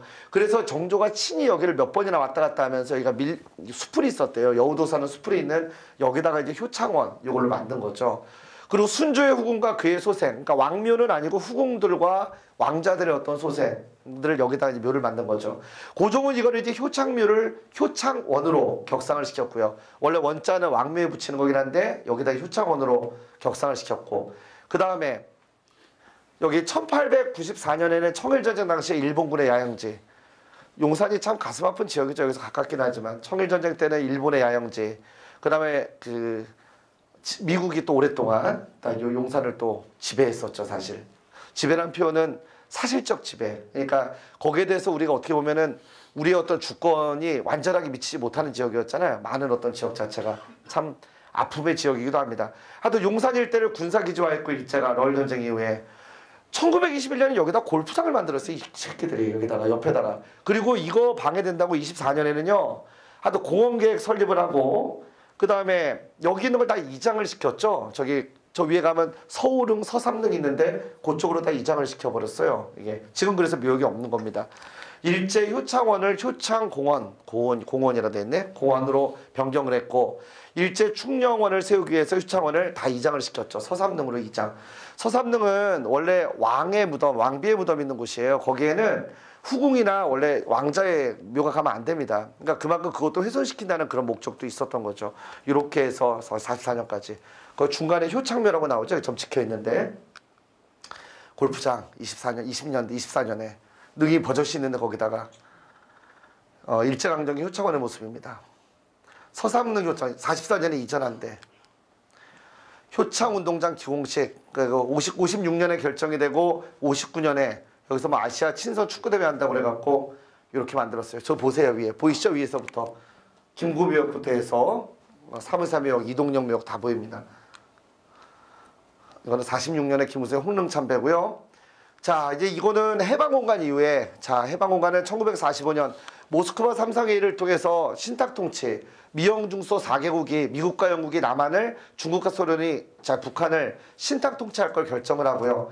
여기서 김구 선생님은 신탁통치 반대 국민총동원 중앙위원회를 조직을 해서 신탁통치 반대 입장을 분명히 합니다. 자, 재밌는 건 뭐냐면은 당시에 우익 세력이 신탁통치에 반대했다. 그리고 좌익 세력은 찬성했다. 자, 이렇게 나오는데 요건 좀 사실 좀 사실과 좀 다른 부분이 하여튼 있습니다. 뭐가 있냐면은 그 당시에 먼저 소문이 동아일보가 오보를 내요. 오보가 뭐냐면은 미국이 원래 신탁통치를 제안을 했어요. 몇 년 처음에 나온 건 80년 제안을 했어요. 신탁통치. 근데 한국은 그거보다 먼저 독립을 할 거다. 소련은 신탁통치 없이 독립을 시키자는 걸 제안했고, 근데 이거를 정반대로 보도를 했습니다. 사실 동아일보에서 이걸 반대로 보도를 해요. 정반대로 소련이 신탁통치를 해야 된다라고 하는 쪽으로. 이렇게 되면서 당시에 이제 국론이 갈리게 되는데, 동아일보 여러분이 잘 알겠지만 일제강점기 매판자본이었던 김성수를 중심으로 하는, 그게 동아일보 원래 모태가 되는 기업이었고 경선방직했던. 자, 어쨌건 이 오보를 내기 시작하면서부터가 시작이 됐어요. 국론이 분열이 되는데, 이 과정에서 당시에 친일 매판 자본가들과 또 친일 기업들, 이걸 운영했던 사람들, 또 당시에 친일과 거기 부역을 했던 부역자들, 이 사람들이 민족이라는 개념을 가지고 가요. 그리고 자기들을 민족주의라는 이름으로 이제 포장을 하게 되죠, 이때부터. 그래서 민족주의자는 반탁을 한다라는 거를 자기들의 어떤 상징적 걸로 만들었는데, 자, 더 웃긴 거는 뭐냐면 여기에 누가 같이 함께 가냐면 김구와 또 함께 가게 되는 상황이 벌어져요, 이게. 그러니까 1945년에 김구의 반탁이라고 하는 건 단지 민족적 개념이겠죠, 진짜. 근데 여기에 같이 동조했던 게 친일 매판 자본가들과 이승만을 1945년 10월에 들어와서 독립촉성중앙협의회를 만들고, 역시 마찬가지로 이제 반탁의 기치를 내걸면서 여기서 김구와 이승만이 같이 손을 잡아서 대한독립촉성국민회를 1946년 2월에 조직을 합니다. 그리고 반탁을 내걸었죠. 여기에 편승을 했던 게 친일파들이 또 편승을 하게 돼요. 요게 어떻게 보면은 글쎄, 이거는 참 해석이 여러 가지가 갈리게 되는 거예요. 그리고 특히 김구를 비판하는 사람들이 여기에 대해서 반탁이라는 기치를 내걸었는데 왜 친일파들과 손을 잡느냐, 이런 부분에 대해서 오히려 김구를 비판하는 하나의 요인이 되기도 해요, 이 부분이. 그래서 과연 여기서 김구가 진짜 민족을 위한 반탁을 한 게 맞냐, 그냥 단지 한국 독립당을 위한 거 아니냐, 그 안에서 주도권을 잡기 위한 게 아니냐, 이렇게 비판하는 사람들도 많이 있어요. 하여튼 요거는 여러분이 뭐 판단하셔야 될 부분인 것 같고요. 어쨌든 1945년에 반탁, 이걸 운동을 시작을 했고, 1946년 3월 20일, 자, 이 밑에 나온 40년 3월에 미소운동위원회가, 그러니까 이건 어떤 거냐면은 신탁통치 문제를 구체적으로 협의하기 위해서 열린 게 있는데, 요게 결렬이 됩니다. 5월달에. 5월에 결렬이 되자마자 이승만이 정읍에서 발언을 하죠. 뭐라고 하냐면, 우리 남한만이라도 단독정보 혹은 단독입법위원회를 수립을 해서 저 38선 이북에서 소련이 철퇴되도록 세계 공론에 호소해야 될 것이니 여러분도 여기에 따라야 될 것이다 라고 하는 이런 발표를 해요. 그러니까 이승만이 단독정부를 수립해야 된다는 입장을 설해한 거죠. 남한만의 단독정부, 미국을 중심으로 한 이걸 수립을 하고, 그리고 나서 북한의 소련을 밀어내자, 이런 입장. 여기서 이거에 반발한 이제 그 민족 지도자들, 중도파를 중심으로, 특히 김규식과 여운정 선생은 이 중도파예요. 이건 아니다 싶으니까 좌우합작위원회를 조직을 하고, 그리고 나서 이제 좌우합작 운동을 전개하게 되는데요. 여기서 또 김구 선생님의 또 애매한 포지션이 또 나옵니다. 우리가 나중에 이제 남북협상 이걸 생각을 하면 김구 선생님이 좌우합작 운동에 같이 참여해야 될 것 같은데, 여기에. 김구 선생님은 이거에 참여를 안 했다고 볼 수는 없어요. 근데 나중에는 참여하지만 소극적 참여, 그냥 적극적이지 않아요. 여기에 대해서 적극적으로 좌우합작 이거를 단독적으로 수립은 아닌데 좌우합작을 또 지지하지도 않아요. 애매모호한 포지션을 취합니다, 이 안에서. 여기에 이제 또 김구 선생님을 비판하는 분들 중에 비판하는 분들의 주장 중에 하나고요. 요게. 자, 제2차 미소운동위원회가 47년 5월에 다시 열립니다. 근데 이거는 아예 처음부터가, 이때는 냉전이라고 하는 이게 본격적으로 시작되는 시기예요. 시작하자마자 미국과 소련의 팽팽한 어떤 이 신경전 속에 10월까지 갔지만 결국 결렬이 됩니다. 그리고 중간에 대학로에서 여운정 선생이, 그죠? 한지근이라고 하는 인물에 의해서 피살당하죠. 피살당하게 된 이런 상황이 벌어지고, 여운정 선생이야말로 정말 1990년대까지 금기된 인물이었던 것 같아요. 이게 공산주의자다 이런 식의 어떤 감투가 씌워져서. 여운정 선생은 양평 여기에 유지였습니다. 그리고 초대 한국 기독교 협회장이었고요. 기독교 청년회장. 생각해보세요. 기독교 청년회장에 우리나라 초대 축구협회장. 야구협회장. 네, 저 야구협회장. 그 다음에, 죄송합니다. 그 45년에요. 축구협회장을 합니다. 예, 그 후입니다. 왜냐하면 그게 처음에 이 피격 당하신 이날도 동대문 구장에서 잉글랜드 팀이 와갖고 처음으로 A매치라고 봐도 되나요? 경기를 하는 그날 옷 갈아입으러, 이미 테러가 있었는데 며칠 전에 들어가시던 중에 대학로, 지금의 거기 아마 주유소가 있을 거예요. 그 앞에 거기에서 결국 한지근에서는 피격당하시는데, 당하는데, 제가 여기서 이제 좀 드리고 싶은 말씀은 정치적인 이야기 잠깐 드리고 싶어 하는 거예요. 여러분 아마 공부하실 때 제1항, 2항, 그리고 다수설, 절충안. 아마 책에서 이런 거 제일 많이 봤을 겁니다. 근데 우리 현대사를 보면 그렇지가 않고요. 여운형 선생도 그렇고 중도파들은 납북되든지 피격당하든지 결국 양극단에 있는 사람들은 뭐냐면은 이 극단, 극우가 됐건 극저가 됐건 나 아니면 저 이런 사고가 굉장히 심했던 거니까 적이에요 무조건. 결국에는 안두희도 마지막에 김구 선생님을 쏘고 나서 그 다음에 그 재판 과정에서 한 얘기는 뭐냐면 결국 공산주의자들을 끌어들여서 나라를 망치려고 하는 김구를 쐈다라는 자기 어떤 항변사예요. 그러니까 나와 똑같은 생각을 갖고 있지 않으면 적이다. 또래랑 쏴라는 건 없는 거죠. 그러니까 중간 나와 다른 가치를 갖고 있는 거에 대한 인정도 없고. 근데 이 역사를 보면은 가장 평온하고 나라가 잘 되는 시기를 보면 중도파가 중심이 되는 시기입니다. 이게 참 재밌죠. 양극단이 아니라 대화가 되는 시기. 이쪽과도 저쪽과도. 근데 나라가 잠깐 어그러지는 시기를 보면 양극단.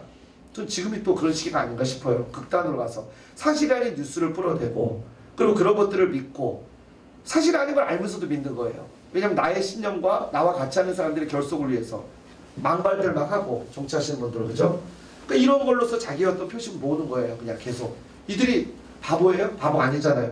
근데 자꾸만 그런 얘기를 하는 거는 결국 편가르기 그리고 자기의 세력을 결집시키기 위한 정치적인 하나의 어떤 스킬적인 부분이라는 거죠.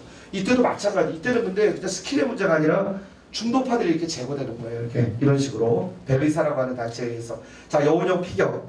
그리고 1947년 11월 14일에 결국 10월달에 결렬이 되고 한국 문제는 유엔으로 이관이 됩니다. 이관이 돼서 유엔 총회가 열리게 되고요. 신당 통치 없이 한국을 독립시키되 남북한 총선거를 실시한다. 여기에 합의를 하게 되는 게 1947년 12월이 되겠습니다.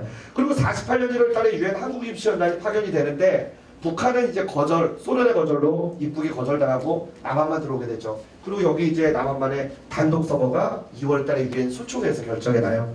자, 1948년 4월 19일 김규식이 제안을 했어요. 여기서 김구 선생님은 완전히 다른 걸 보입니다. 이제 48년 6월부터. 그 전과의 소극적 태도가 아니라 아주 적극적으로. 먼저 김구 선생님은 3천만 동포에게 읍고함이라고 하는 글을 발표를 해요.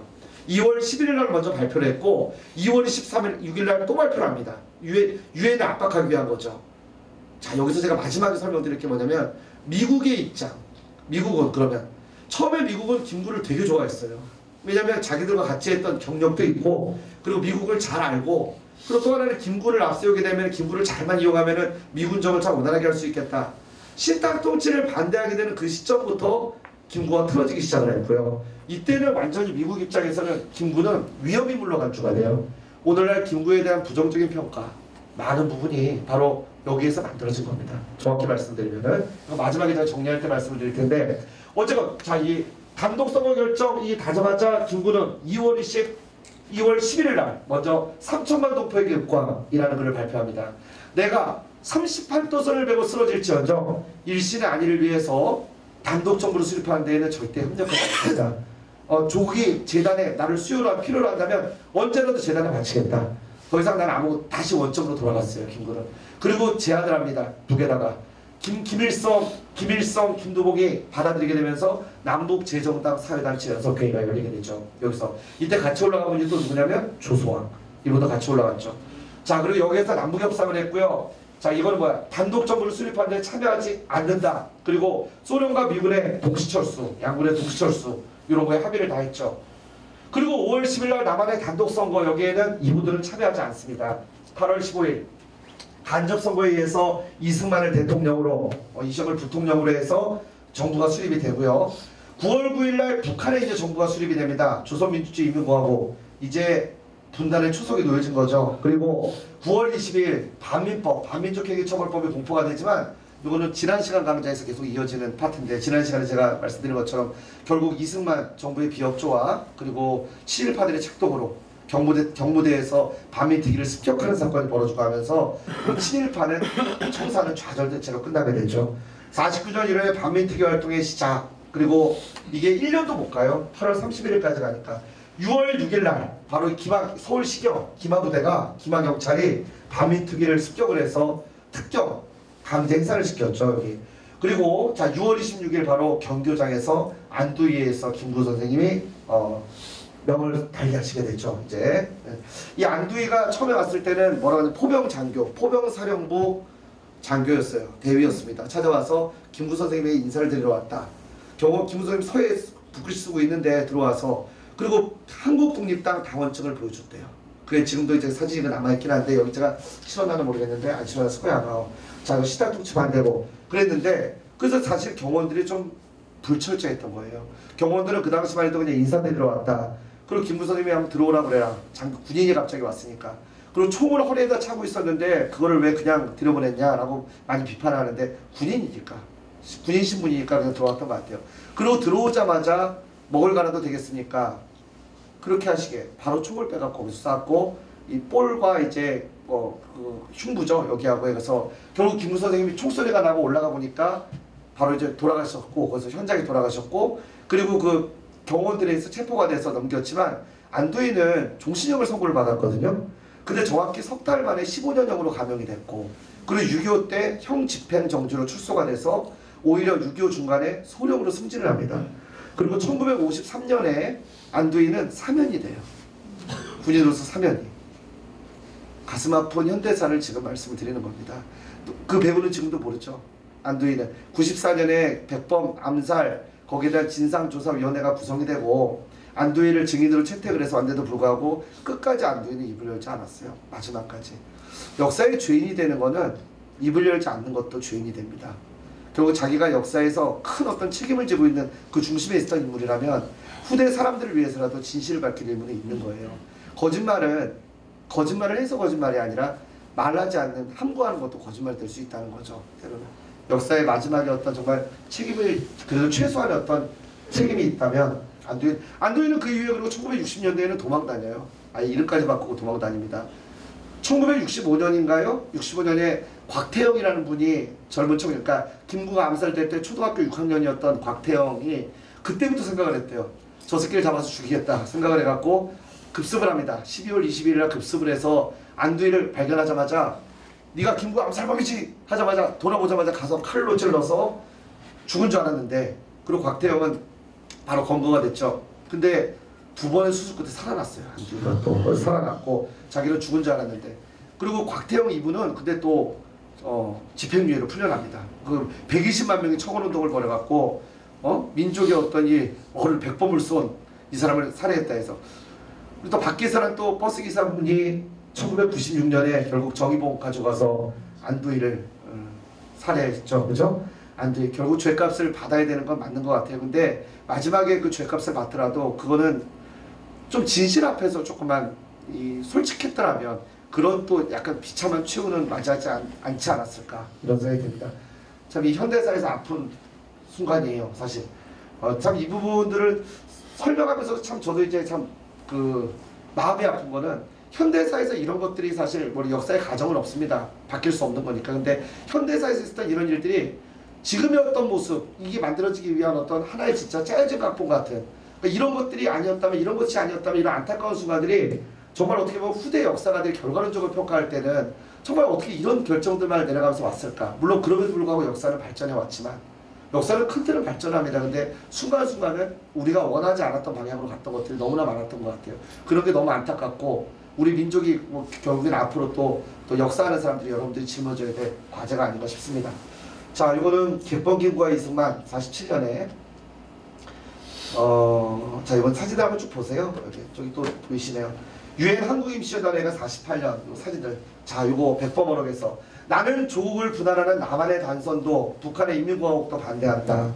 오직 정의의 깃발을 잡고 절대 다수의 애국 동포와 함께 조국의 통일과 완전 자존심을 실현하기 위하여만 계속 분투하겠다. 백범어록에 나와 있는 내용입니다.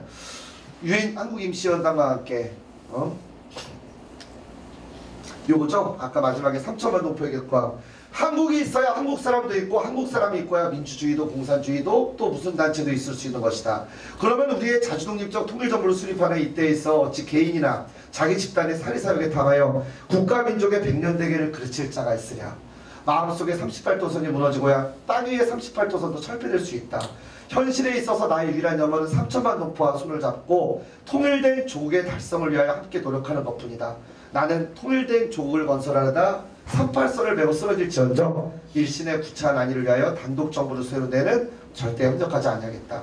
이런 입장으로 선회하고 나서 바로 이제 김구 선생님은 암살당하게 되는 거죠. 남북 협상에 만나는 이들에게 또 당당하게 연설하셨어요. 뭐면서 이런 얘기를 하십니다.